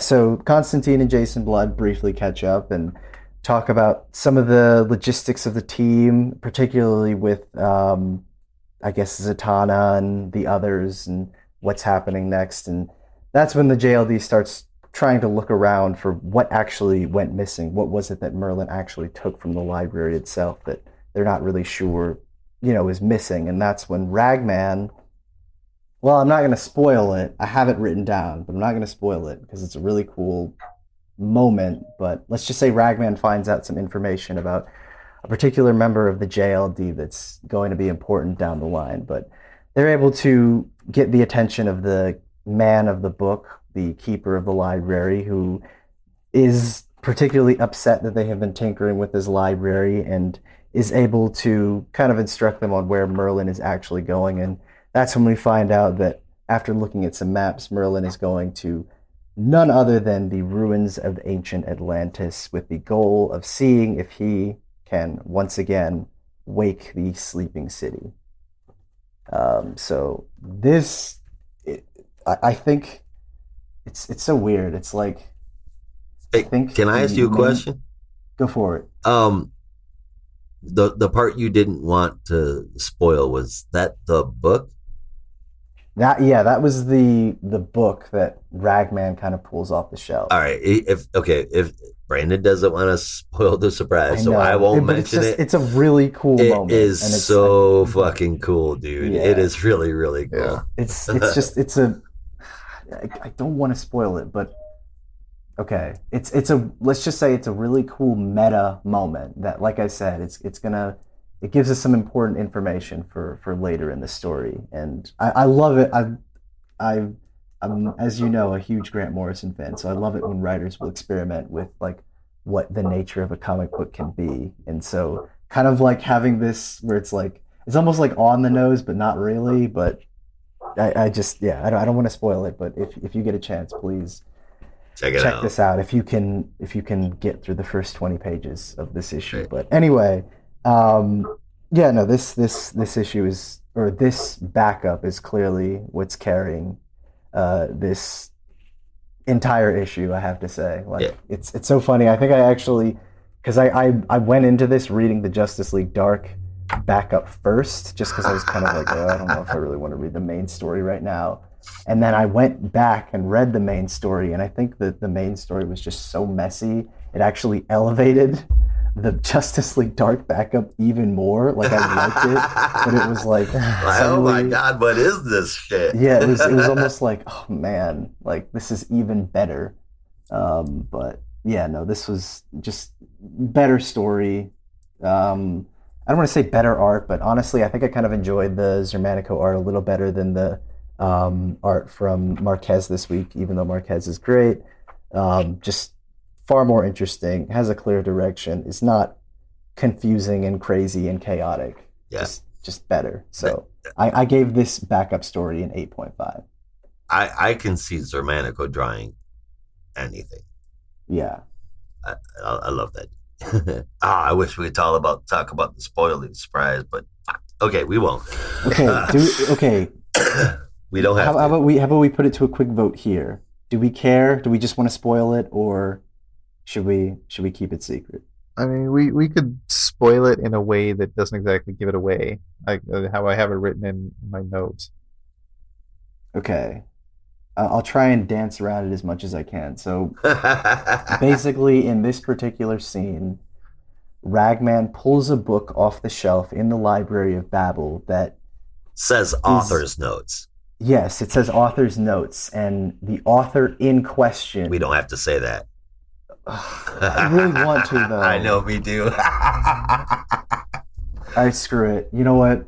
I'm going to spoil it. We'll put like a little timestamp here. If you don't want spoilers, like just stop listening to this part and go out and read it. But basically, they pull out a book that's labeled Justice League Dark, and it has author's notes, like Josh said, but it's written specifically by Ram V himself. And there's a panel that Ragman looks at that basically talks about how one of the characters is going to learn that Zatanna is still being influenced by the Upside Down Man.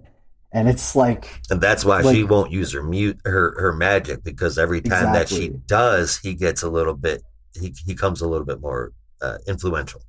Yeah, and it's like, I love that moment so much because it's so cool. It's literally like the moment that Ram is describing is that moment. Like, him becoming cognizant of that fact is the exact thing. It's almost like a Mobius strip where it just kind of circles in and goes infinitely. But it was such a really great moment, and I love when they kind of like toy with the fourth wall a little bit and just kind of play with the characters. So. That's what I was gonna say. This is breaking the fourth wall essentially, but it's done in like the coolest fucking way ever. Yeah, rather than Harley or Deadpool looking at us and saying a joke, this was cool. Yeah. So anyway, like I said, this is still the story that's carrying the entire book, and we joked on Slack that Ram's back must be hurting real bad because he's been carrying this book for the past 4 issues. So Rob thinks he's going to have to get back surgery pretty soon, but for sure. Yeah, no, I love this backup story. But how did you guys feel? That Merlin is one seriously egotistical prick, isn't he? Oh yeah. I mean, at first it feels like it's a segue story here. Not a lot to move the story forward, except essentially doing what I guess flipping a few pages. But I guess that's only because of how few pages there are. There's a lot going on. They find out where Merlin is. Blood has a secret he won't share. Zatanna is under the influence of the upside down man. And Merlin is down under the ocean trying to wake up an ancient part of Atlantis. That can't fucking be good. I'm super curious about that book that Ragman pulled off the shelf and whether or not we're going to see it again. Yeah. And I mean, one thing that I noticed is that I couldn't really tell if he put the book back. Maybe you guys can correct me on this, but I think he might have kept the book. I don't think it showed either. Did it? Yeah. So there's a possibility that like he'll I'm looking at it now. He doesn't put it back on the shelf, but in the next panel we see him, he's not holding the book.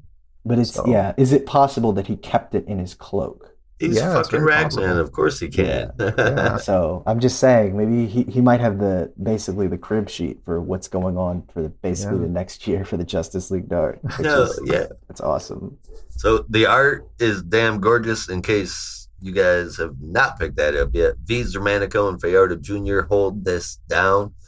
And man, I wish this had such a bigger audience. Tell your friends to go out and buy this shit because it is a hell of a team with seriously one hell of a book. I give this an 8 out of 10, and this score is really beginning to be affected by how short the stories are. Because if it was fleshed out and longer a bit more, it would have scored higher. It like they said, man, it's the only reason to buy this book. But honestly, with as short the stories are, it's worth the price.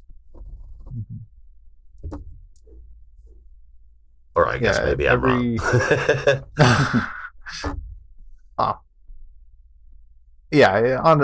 I seriously wish these roles were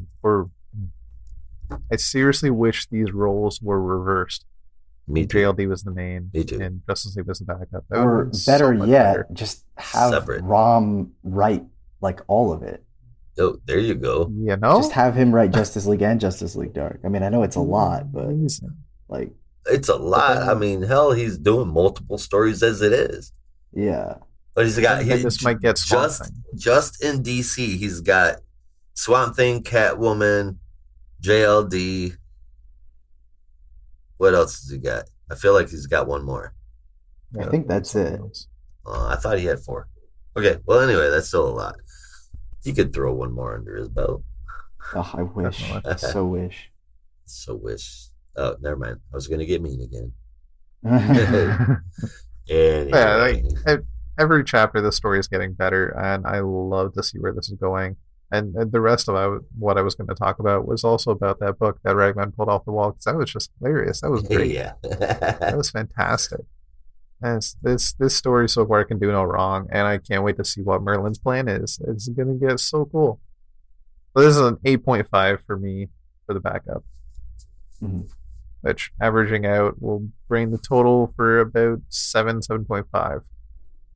Yeah, no, mine is same score. I gave the backup an 8.5. Main story is 6. So, mine averages out, if I'm doing my math correctly, to a 7.25. Mine did too, but I'm rounding up because of Ramvi. He doesn't deserve to suffer that much because somebody like Bendis is dragging his world down. Yeah. I don't know. Maybe they'll, maybe once he's done telling a year-long story, they'll just give Rom the book, but we can only hope. See, I want to say go out and buy the book so that we get more Rom V, but that's only going to reinforce how dumb DC's being about keeping Bendis in charge of important shit. Anyway, what to do. What to do, indeed. Find them on Twitter at DC Comics and just tell them how you feel. I do. Yes. All right. Well, now that we're done with the Justice League, we'll be moving on to our next book this week, which is Green Lantern #3. And I'm going to let Rob take care of that one. Okay. So, for starters, hold on to your seats, because as much as this feels like a big one, it actually isn't, but it still is at the same time. Right. So this one is from writer Jeffrey Thorne, with art by Tom Rainey and Marco Santucci, colors by Michael Atiyeh, and letters from Rob Lee. So John is out in the dark sectors with his fellow Quest Lanterns, setting up shop and building a sector house. Before they can finish, John's ring goes out, and he is left floating in space, helpless. The last thing he remembers is seeing Amanita, a mushroom species lantern, flying to save him. He then wakes up. He then finds he is having dreamlike encounters through his memory. Breaking through it, he wakes up to find himself on a desolate planet, having been saved by drones. On this planet are a group of refugees from a great war from a long time ago. He's befriended by a woman, Sakari, and her child, Ilo. Over the next 5 months, he helps them with the chores they uphold. One day, he is woken up by Ilo as they are being invaded. John recognizes the invaders as Kinuri, pirates from his home sector. He goes to intercept it, but is taken down fast and captured. Now following up on Oa, Joe Malene has taken responsibility as ambassador for Oa following the destruction. Following up on Oa, Joe Malene has taken responsibility as ambassador for Oa following the destruction of the central battery. Simon has survived, but his arm was blown off. Now replaced with a cybernetic arm, he asks to help Joe with her hunt for any surviving lanterns. Joe is suspicious of the attack and feels the attacker is still on Oa. She sends out a wide net message to all lanterns asking them not to return to Oa yet in case she is taken down, as someone will need to take her place. As it turns out, the only one still receiving these calls is Hal Jordan, still in uniform and safe at the Hall of Justice. Biggest thing I can take away from this is Kyle is alive. Is he, though? You. He looked kind of dead. Man. I feel like he had to he was on that operating table for a reason. Yeah. It's got to be. Man was the White Lantern once upon a time. You can't just die. I don't know. I was bummed. All my favorite Green Lantern Corps side characters are dead. Looked like Arisia's dead, and oh god, that was heartbreaking. Isamat. You better not be calling Kyle Rayner a side Lantern. Oh no, okay. No. I mean, clearly he's no. I mean, it depends on who you ask, but yeah, no, I don't know. I'll tell you honestly, if I had to narrow my shit down to top 3 right now, it would be oh crap, who were you just talking about? Kyle. Yeah, I'm sorry. Jesus Christ. It would be Kyle Rayner, Joe Malene, and Jessica Cruz. Those are the characters that I'm enjoying the most right now. And then of course I say Kyle Rayner because I always loved him back in the 90s. That's when I fell in love with the whole Green Lantern deal, was when Kyle was at the top of his game, and through Blackest Night and Brightest Day, I was totally into those stories, hardcore. So Kyle's always going to be there. He was cool. Mm-hmm. Yeah, he was definitely one of the best. Yeah. And yeah, there's something to say for Kyle for just basically running the Corps by himself for so many years. Yep. Some would say he's the best Lantern. But that's a whole discussion for a lot of people. So there's a whole lot of argument against that. Let me tell you, there's a whole lot. Jesus Christ, that cover was amazing, wasn't it? Right. I mean, the cover just blows up a super simple idea, but I was like, "Oh my god, this is gorgeous."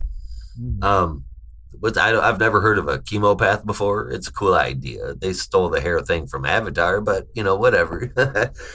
I guess I don't know where this whole fucking John Stewart in a dream thing is gonna go, but I mean, I guess we'll find out. Hopefully, anyway. In the John Stewart part, at times it's thick lines and bright colors, and in others it's the same thing.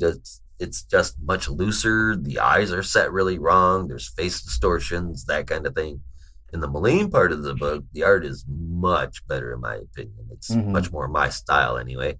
And honestly, the story is too. I read the entire Far Sector series as it came out, and then again when I had all the issues, and it warrants at least 2 reads. I promise. There's a lot of world building in it. Wait, is issue 12 out? It's out next week. Oh, it's out next week too. Yeah. Shoot, scared I missed it. No, not yet. I've read them all so far. But seriously, you need to read them probably twice, because there's some funky aliens and a lot of stuff to learn. But it's really cool. But she is an awesome Green Lantern. She's got a few twists with her ring. It's not connected to the battery, but it recharges itself. However, it runs out of charge faster than the regular ring. So there is a handoff. And if I'm not mistaken, it's not as strong as a regular ring. And we get a cameo from Hal Jordan. That's cool. Overall, these were 2 great stories, and I thoroughly suggest you start checking out what's going on with the Corps. It's new, and there's no telling where this is going to go. 8.5 out of 10, based on just the Malene part, man. I'm interested. I'm actually interested in where John Stewart's story is going to go, as long as they don't screw it up in the next issue. Yeah, I can definitely agree with that. And I was feeling the whole time that the stuff on Oa with Joe and Simon, that was much more interesting. And I kind of had a hard time just going through the Jon Stewart part. As interesting as it is, it could be its own story in a separate book, I think. Yeah. Because it's not technically a Green Lantern story anymore. It can be just a Jon Stewart book, and that'd be cool. But I definitely have more of an excitement for the stuff with Joe and Simon on Oa. That and the potential is for where the Teen story Lantern started to start coming out into good stories. Exactly. Right, that's where this book has started, and I think that's where the story should keep going.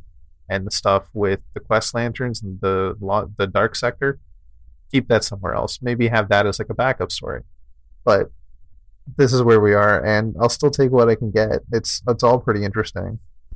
I did notice or kind of realize that in the timeline that they had going on with Future State, Teen Lantern was on Mogo when the Central Battery blew up, I think, because they were in some very dark area of space. Yeah. And that's when Mogo's ring just kind of cut out. So either there's like some notes not being said, or that's just not going to happen anymore. But we'll find out, I guess.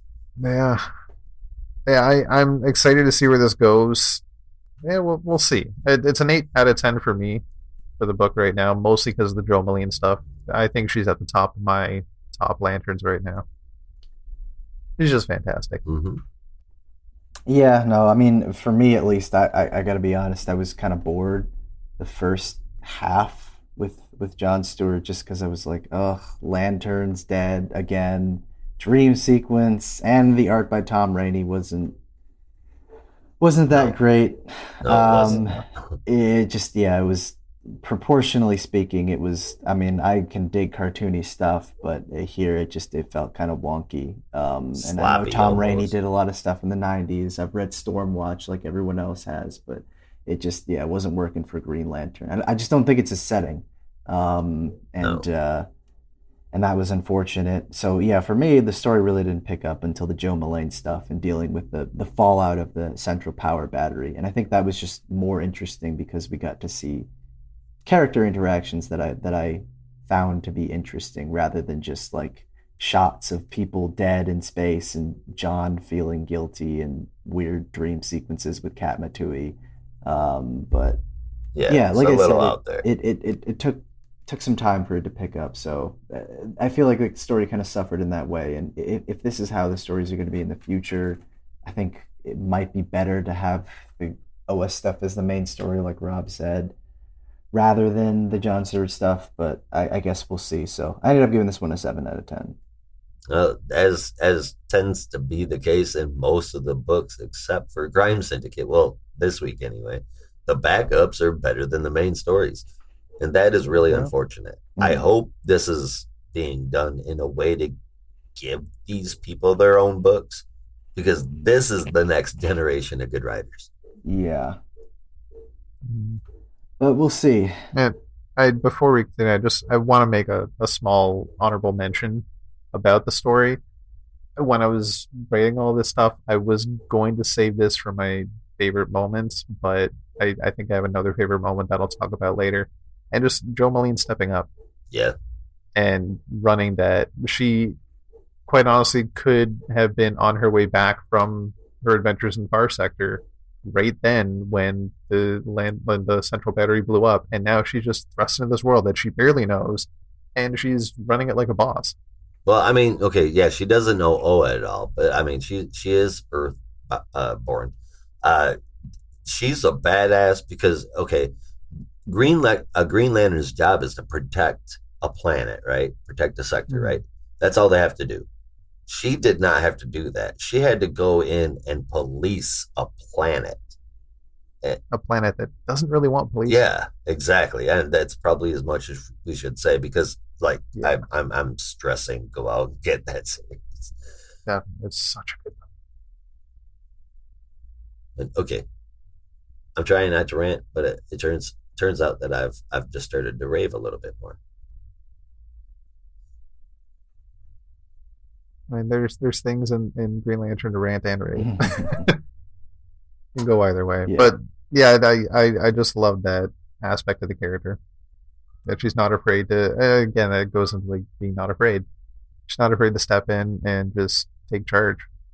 And to be the ambassador of Oa, like you mentioned, she doesn't really know Oa very much. Now she's the ambassador of this thing she's basically just meeting.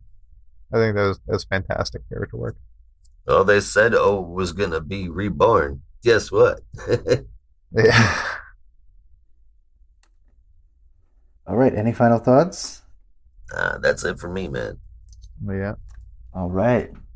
Well, next we're going to move on to a title that I've definitely been looking forward to quite a lot. That has been hyped by the writer for pretty much a year now at this point, and that is The Nice House on the Lake #1. This issue was brought to us by James Tynion IV with art by Alvaro Martinez Bueno, colors from Jordi Belair, and letters from And World Design. Rather than give a full summary of the actual issue, because largely it serves as an introduction, basically just kind of walk through, as I did with Crime Syndicate, some of the major points, but largely the issue serves as an introduction to a group of characters who have been invited by a mutual friend by the name of Walter through the namesake Nice House on the Lake in, I think it mentions Milwaukee. And I believe so, yeah. Yeah, and basically our, I guess what you might call main character, though there seem to be many main characters, Ryan, talks about how she was first introduced to Walter over, her time in New York City, and how the other various people were introduced to Walter through a conversation about how the world is going to end. So as everyone arrives at the house and start introducing themselves to each other, we get to find out a little bit more about their relationships and how each one is given this tag almost by Walter that describes an aspect of their career or personality. So in Ryan's case, she's the artist, but others are known as the writer, some are known as the comedian. Each one is given their name, and they're kind of joking about it, but basically it serves as an introduction. They've been assigned glyphs. Yeah. As well as glyphs. But basically they're all introduced to each other. So they're spending their time together, and we get to know them a little bit, and that's when we get a dramatic revelation about the state of the world, specifically in New York City.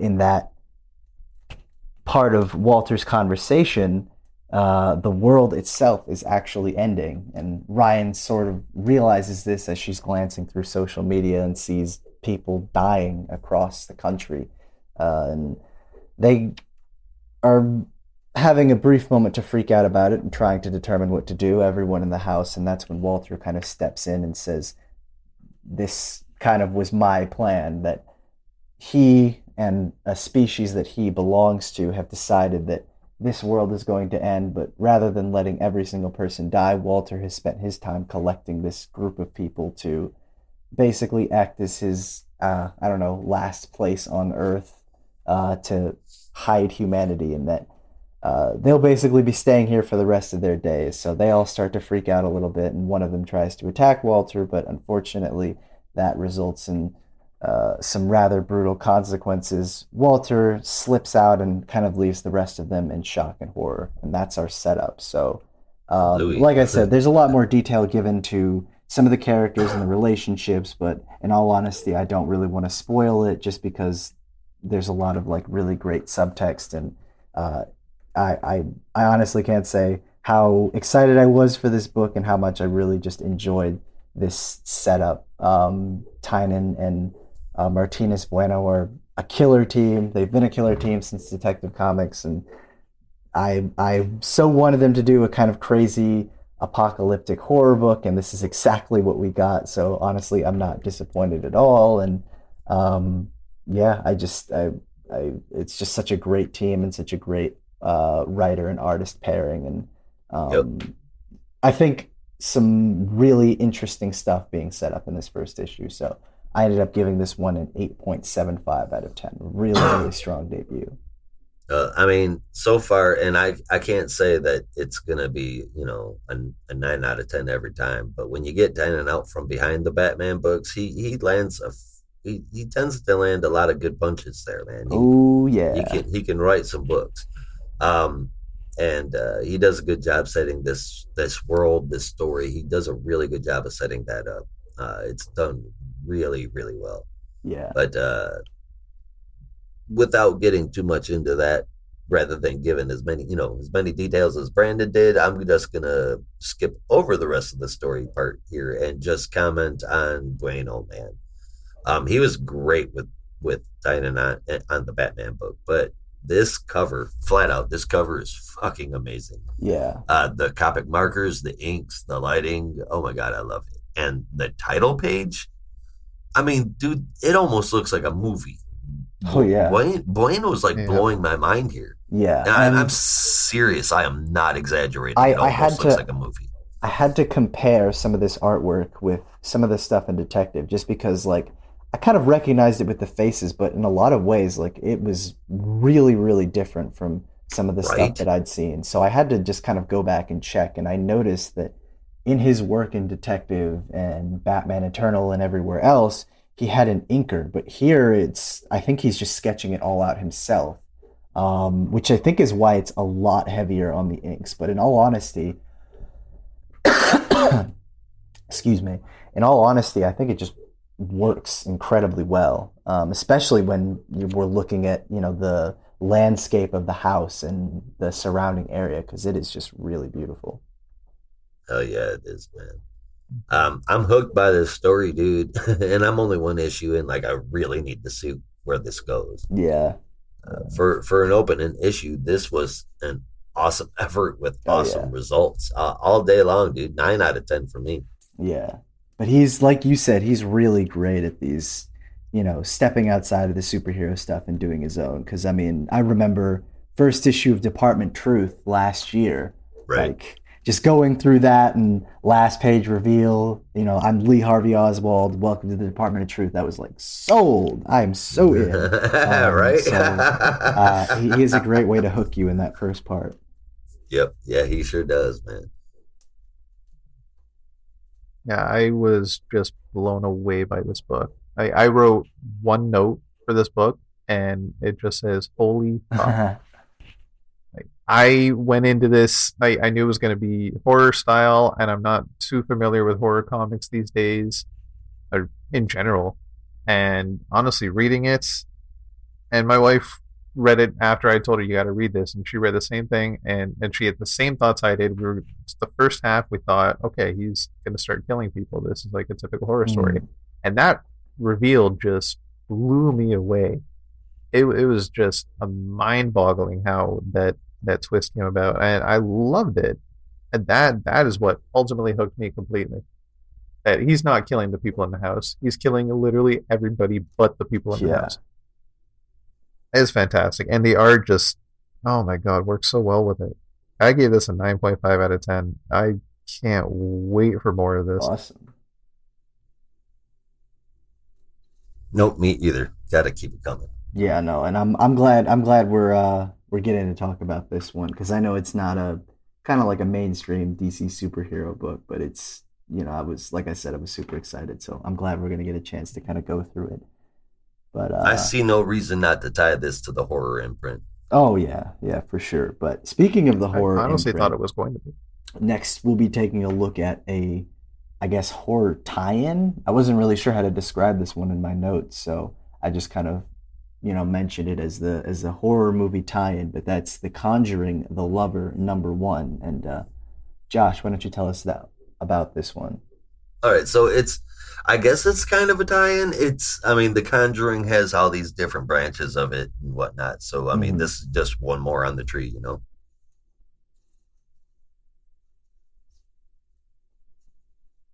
DC Horror Comics presents The Conjuring, The Lover, full title.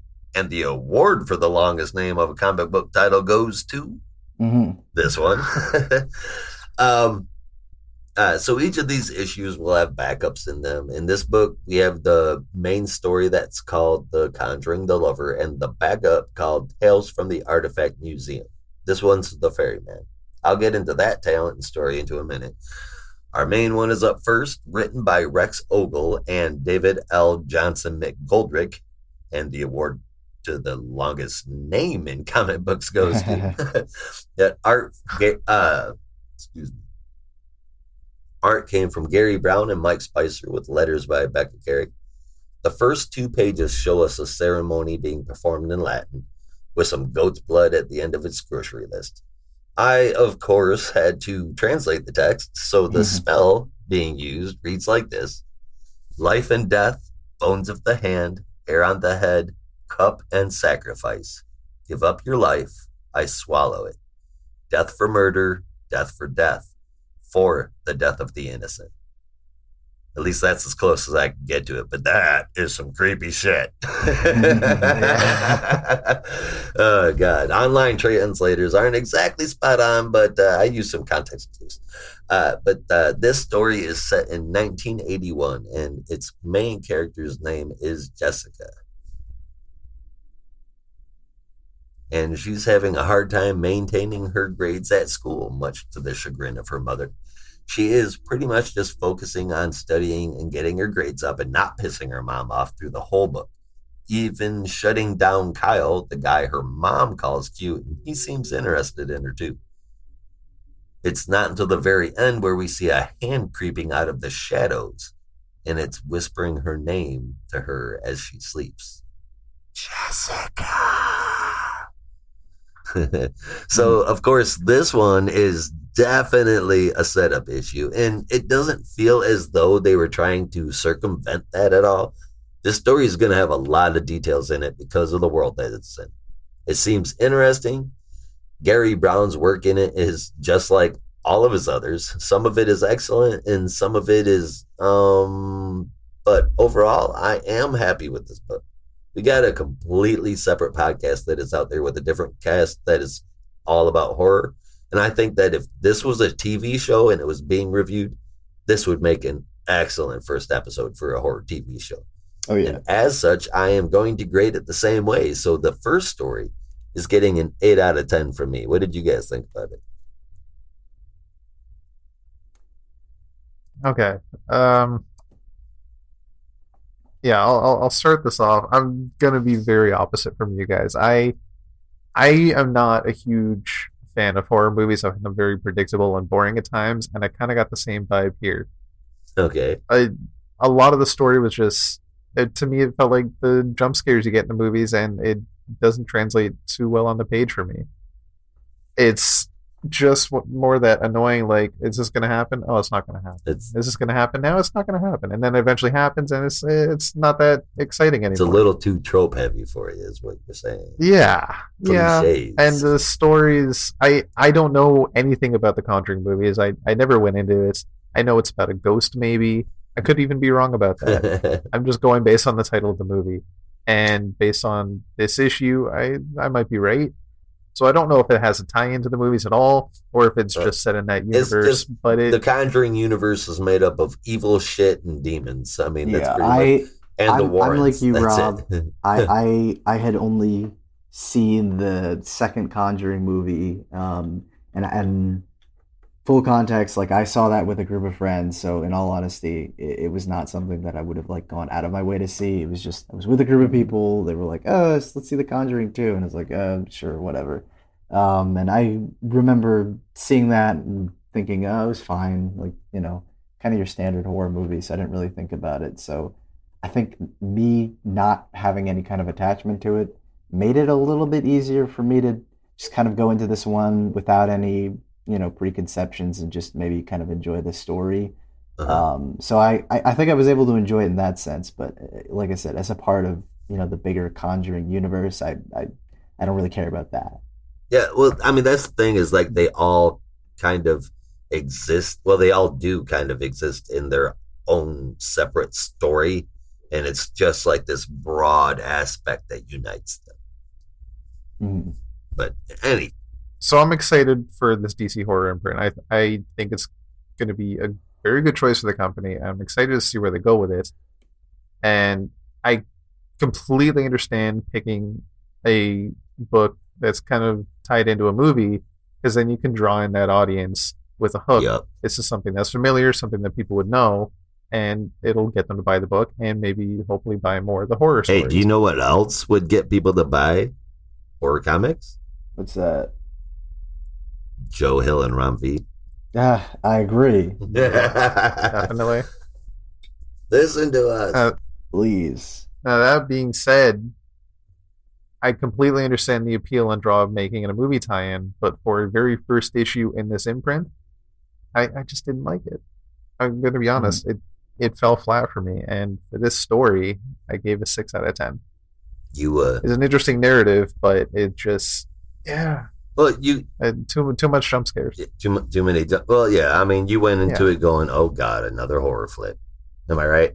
Well, I honestly, I went in with an open mind because I don't know anything about the Conjuring universe. I don't know anything about the stories, so I went in not knowing what to expect, and honestly, what I got was another the ghost flick. getting closer. Yeah. The ghost getting closer and closer. And, oh, no, he's not. And now he is. And, yeah. Same old. I get it. I enjoyed it, though. I'm a horror freak. I love it as much as I can be. I'm going to be on the horror podcast that's coming out. I'm constantly in search of a movie that will scare the shit out of me as much as Birds did when I was a little kid. I had a phobia for 25 years of small swarms of birds, and I swear to I'm looking for that movie that's going to scare the shit out of me. So I rip the hell out of most horror movies. But, so I guess I enjoyed that because I am a fan of the genre more than most. I gave this one an 8 out of 10, but I thought it deserved it. So, Brandon, did you give your score?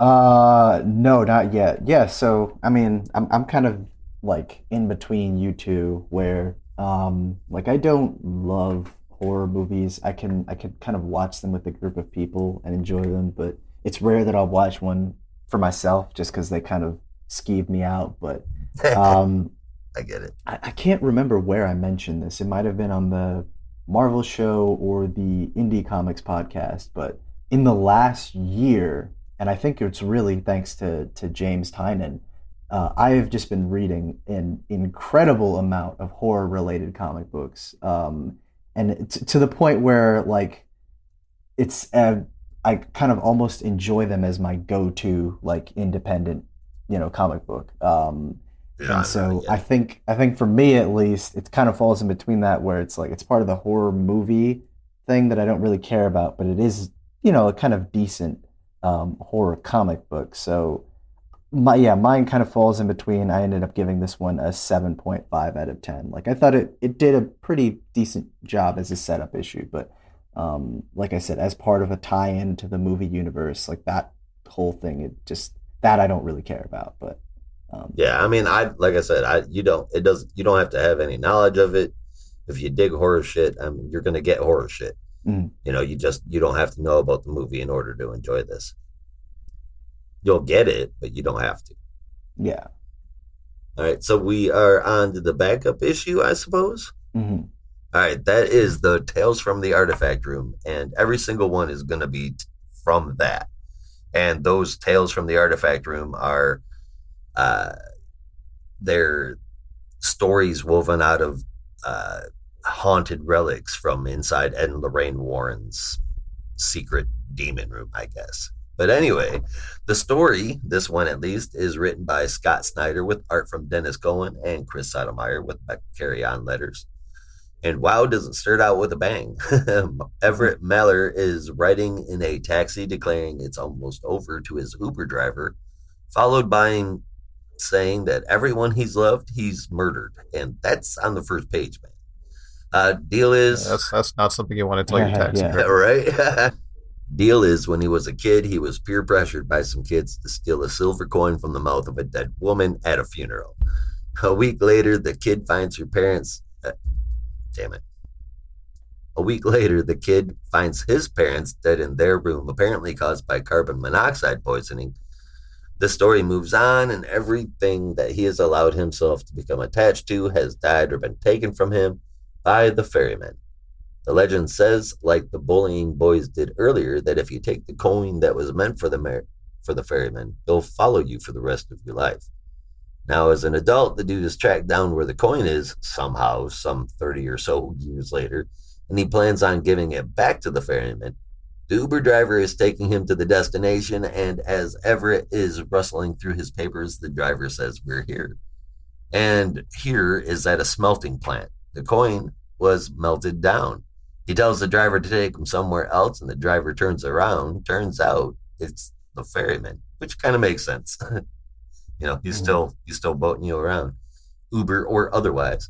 So this is pretty obviously a little short, self-contained stories, and that's something I can dig as long as they're, enjoyable and not just fluffy time wasters. It reminds me of the old horror magazines that my grandpa used to have that had the smaller stories in the back too. Every backup issue is supposed to be tied to a different item in that artifact room. I thought that was cool. Now, I don't know if these are all supposed to be from Snyder or Cohen. I haven't looked or checked, but this one was fun. Snyder likes the dark side, so reading more of his stuff is okay with me, and I will look at anything Cohen draws ever. Either way, it is a cool premise for enjoyable stories without much investment. And so I give this one an 8 out of 10 too. Now, when it comes to stories like this is kind of the horror I enjoy more. This one had like an urban legend vibe to it. Right.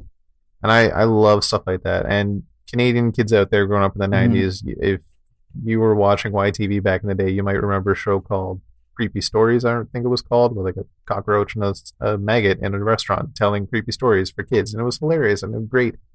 And it introduces you to like the Hook Man and like stuff on Lover's Lane and like 60s and 70s urban legends. And that hooked me to this genre.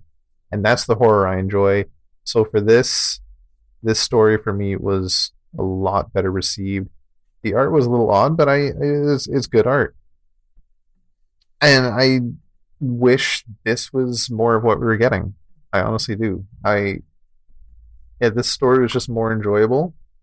I still don't think it was an amazing story for a first issue, so it still kind of failed to deliver to have that great pull, but it's good. I did enjoy it, and I hope to see more stories of this caliber, like an urban legend type feel.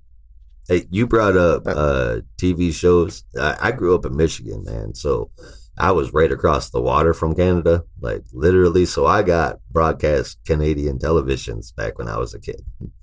All I had to do was put up an antenna. Can you imagine that, kiddos? So as a kid, I used to have to sneak and pretend I was asleep until I could turn on the TV and watch the TV show Tales from the Dark Side. I don't know if you're old enough to remember what that is, but it was like the Twilight Zone on acid. And ever since then, I mean, seriously, and ever since then, I have loved Canadian television. Tales from the Crypt has been around a lot longer. That's not like exclusively Canadian, but that was around, and we had Goosebumps. Yeah, no, that's the one I mean, I didn't see it while it was airing, but they had DVDs and reruns and that kind of thing, and I remember seeing the Canadian Goosebumps shows. No, just for the record, Tales from the Dark Side, even though I watched it as a kid, was definitely not for children. No, definitely not. No, it was really late. Are You Afraid of the Dark, though? That was cool. Definitely for children. And when I was a kid, it definitely did not feel like it was for children. It was good. Yeah. And that's exactly the kind of horror that I love, not ghost story after ghost story after ghost story. I used to read the hell out of R.L. Stein books when I was a kid too. You ever read those? I feel like every kid's read those. Hell yeah. Yeah. Well, that's it for mine. I'm going to give the whole book an 8 because both of the stories got that. From me anyway. I enjoyed it. Give me horror books as long as they're done well and they're not weird like Hereditary. Then I'm all for it. Yeah, no, I gave this back up a 7.5 as well. Like I said, it just, it was not like the greatest horror story ever told, but just pretty solid for this. And again, I don't know if this was meant to be like, if it felt like it was just kind of a one and done. I didn't get the feeling it was meant to be like building towards something crazy, which is cool. So at least if you're getting like your main Conjuring story, you're also getting like a fun backup set in this universe. So that was nice. And then, like you said, I'm a big fan of Dennis Cowan as well. So it's always nice to see him draw stuff. So like I said, I gave this one a 7.5, totally solid. So average score is just 7.5 in total. You go. Yeah, I gave the backup a 7, but I still feel like the book overall, for me, 6.5, maybe a 6.25 to average out. All right. Well, we are done with our main reviews for this week, but we're going to give one final honorable mention to Infinite Frontier Secret Files #4. And considering that we're at like 2.5 hours at this point, I think a mention will do it well. But this issue is written by Brandon Thomas with art by Inaki Miranda and colors from Nick Filardi. And they did a good job too. Yeah, the story is co-written by Brandon Thomas and Joshua Williamson, but the script itself is done by Brandon Thomas. And so basically, long story short, this issue focuses on the New Totality, who, after some science shenanigans, find themselves, or I guess the totality of Earth 23. I wasn't sure. So they're on Earth 23, I think, right? Right. President Superman shows up, but I wasn't sure at first because it says they're strategizing on Earth 0. I thought that they were on Earth 23. Yeah, that was my impression too, but for some reason it said Earth 0. But anyway, basically, science shenanigans means that the two totalities of two different words are meeting, and the issue kind of focuses on whether or not the totality can put their trust, or actually the other way around, whether or not Martian Manhunter can put his trust in the totality, and whether or not the totality has any trust in Martian Manhunter. And they do some mental mind game practices to basically determine whether or not they trust them. And that's when we find out that the totality of Earth 23 does not trust each other at all, while our totality seems to have a bit more faith in each other. And that's a good thing to keep in mind for when they will next meet, as they are clearly alluding is going to happen towards the end. So basically that's the gist of it. There's a lot more intricate stuff, but like I said, just kind of wanted to give a brief honorable mention. Though there was a really cool moment that I wanted to mention, and I think this speaks to kind of how Brandon Thomas can think about the physics of how these characters can work. And it's something that I like. It's one of those things where you hear it and you're like, oh, that's so obvious. Why did I never think of that? And it's this moment with President Superman, who basically comes to see, what's going on in Metropolis after the two totalities have been kind of fighting, and Martian Manhunter, both of them use their mental powers to kind of cloak the totality. And President Superman has this moment where he's basically just like, that even if you're trying to feed this random information in my mind, I still have super senses which are able to pick up on the fact that there's something not right in the atmosphere. Like, I can sense what a Martian smells like. I can sense or smell Lex Luthor's cologne. Like, even if you're trying to feed this random crap into my brain, I can still pick it up. And I was like, that's really smart. Like, I can't believe I didn't think of that. Like, obviously, if you're a Kryptonian and you have super senses, even if you can't see it, you'd be able to, tell that something is there. So I just thought that was a really clever kind of look into, I guess, the Superman powers. But I thought this was cool. I thought this was probably the most interesting of all the Secret Files we've gotten so far. I've been looking forward to seeing what they were going to do with the totality, and this definitely is kind of what I was hoping for. So I gave this one an 8 out of 10. How did you guys feel? Pretty much the same way you do. A very stoic, serious Martian Manhunter letting us know the totality exists. The way I took it is in all of the universes, not just this one. I mean, it makes total sense. It just never crossed my mind. Just like Superman just like him not being able to be deceived by the psychic shit. He's not fooled.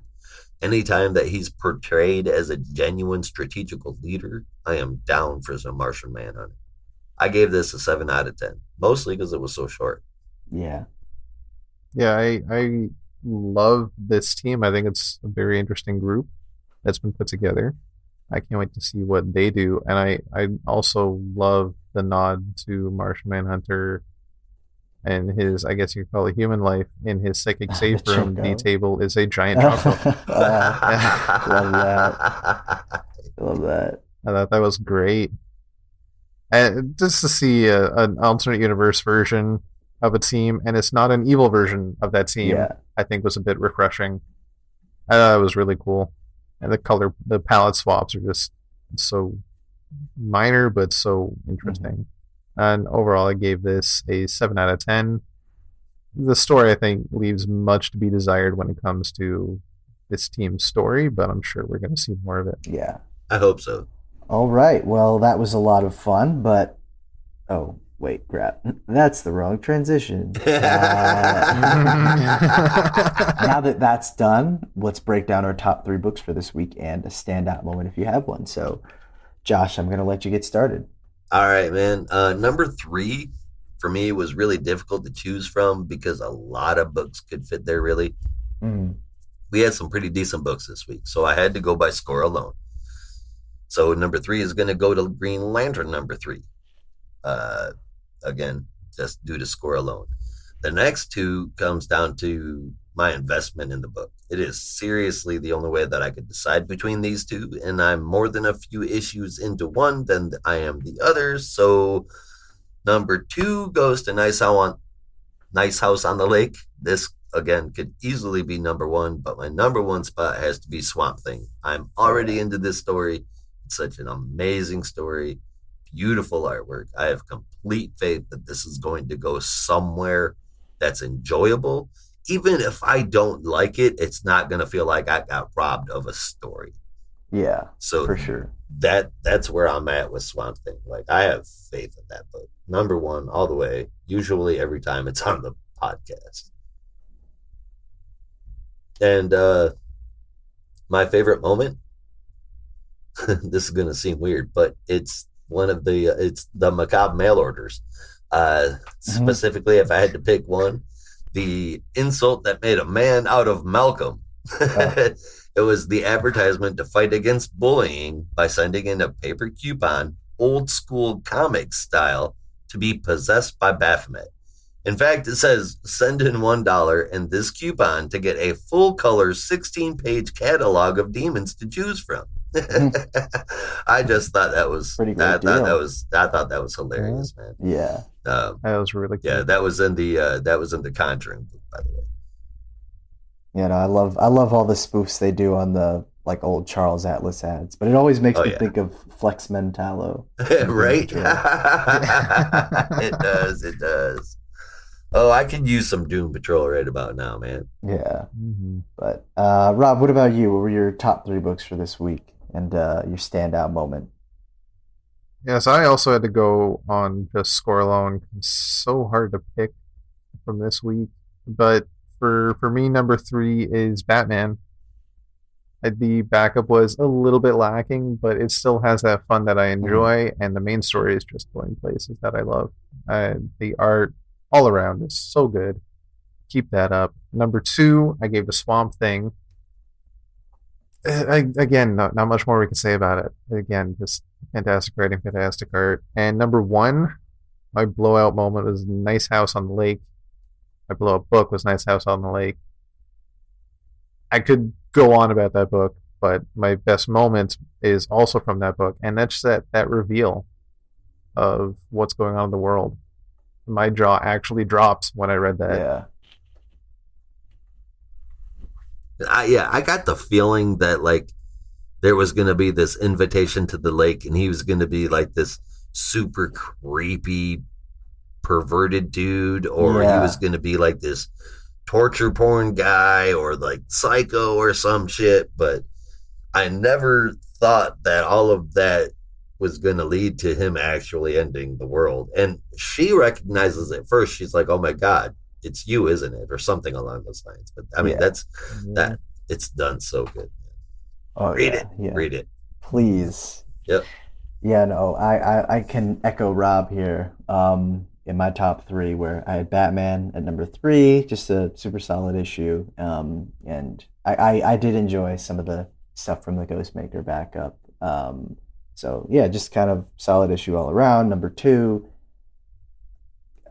I gave it to The Nice House on the Lake, and I really want to put it alongside not Justice League, but the Justice League Dark backup. I wish I could just separate that from the book and rate it on its own. Oh, go ahead. Honestly, we rate it on its own. There ain't no reason why we can't place it in the top 3. Honestly, like if it, I mean, yeah, I would put it as my second, just because I freaking loved that backup this week. And like I said, I wish it could just be its own thing, but you can't have nice things. So my biggest choice between the top 3 was Green Lantern and Batman, and Green Lantern won pretty much because I disliked the John Stewart story less than I disliked the Ghostmaker story.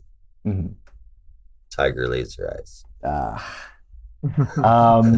yeah, at number 1, had to put the Swamp Thing. Just my favorite book, and all I can say at this point really is just, if you haven't read this, you got to pick it up. Like, it explains all my feelings, so I don't even want to sound repetitive. Like, it's amazing. So that was mine. And my standout moment, if I haven't made it clear, had to go to the fourth wall break in Justice League Dark. Right. And if you skipped over the spoiler section, I guess skip over my top 3 books for this week, because I had to talk about it. Like, it was just such a really cool and inventive moment. So loved it. But while that was fun, we have something that's even more fun, and next we'll be looking at the biggest stinker. Oh, that's nasty. So, Rob, what made your stink list this week? So for me, it might not be too much of a surprise, but it's The Conjuring, just based on what I was saying about it today. Yeah, it just kind of fell flat for me. Not for you. Yeah, fair enough. Yeah. Yeah, no, my biggest stinker this week has to go not to Justice League, but to Crime Syndicate, because I just, like, at this point, it just feels like such a mess. And I mean, not like a Bendis mess, just we don't have a story. Things are just happening. Characters that you want to see do other things are stuck together kind of mess. That was a very long description of a type of mess, but there you go. But what about you, Josh? What made your stink list? I am right there with you, dude. Crime Syndicate. 6s across the board. I mean, it was a comic book, but that's really all it was. And reading the Crime Syndicate, for the record, like I said before, it doesn't feel like evil versions of our heroes, man. It feels like spin-offs, or at least these iterations of the characters feel like spin-offs of Squadron Supreme, which, by the way, if I didn't say it before, is the most 90s name still in existence. They just feel boring, and you know, honestly, they always do. So that's my stinker. Yeah, fair enough. And that's the show. We hope you had fun. We definitely did. Come back next week for more DC Comics talk, when we'll be reviewing Checkmate #1, Detective Comics 1037, Wonder Woman 773, Batman the Detective #3, Batman Urban Legends #4, Justice League Last Ride #2, The Joker #4, Future State Gotham #2, Rorschach #9. Another very busy week. Very busy week. And we'll also have the DC Pride review with the special host released as a bonus episode outside of our regular scheduled program, folks. So make sure you come back for that. Absolutely. But we'll be here talking comics, and we hope you'll stop by. Remember to go to notarobotpodcast.com for all of our episodes and our other shows with all sorts of people. With that, there's only one way that we say goodbye around here. Until next time, be good to each other. And don't be a robot.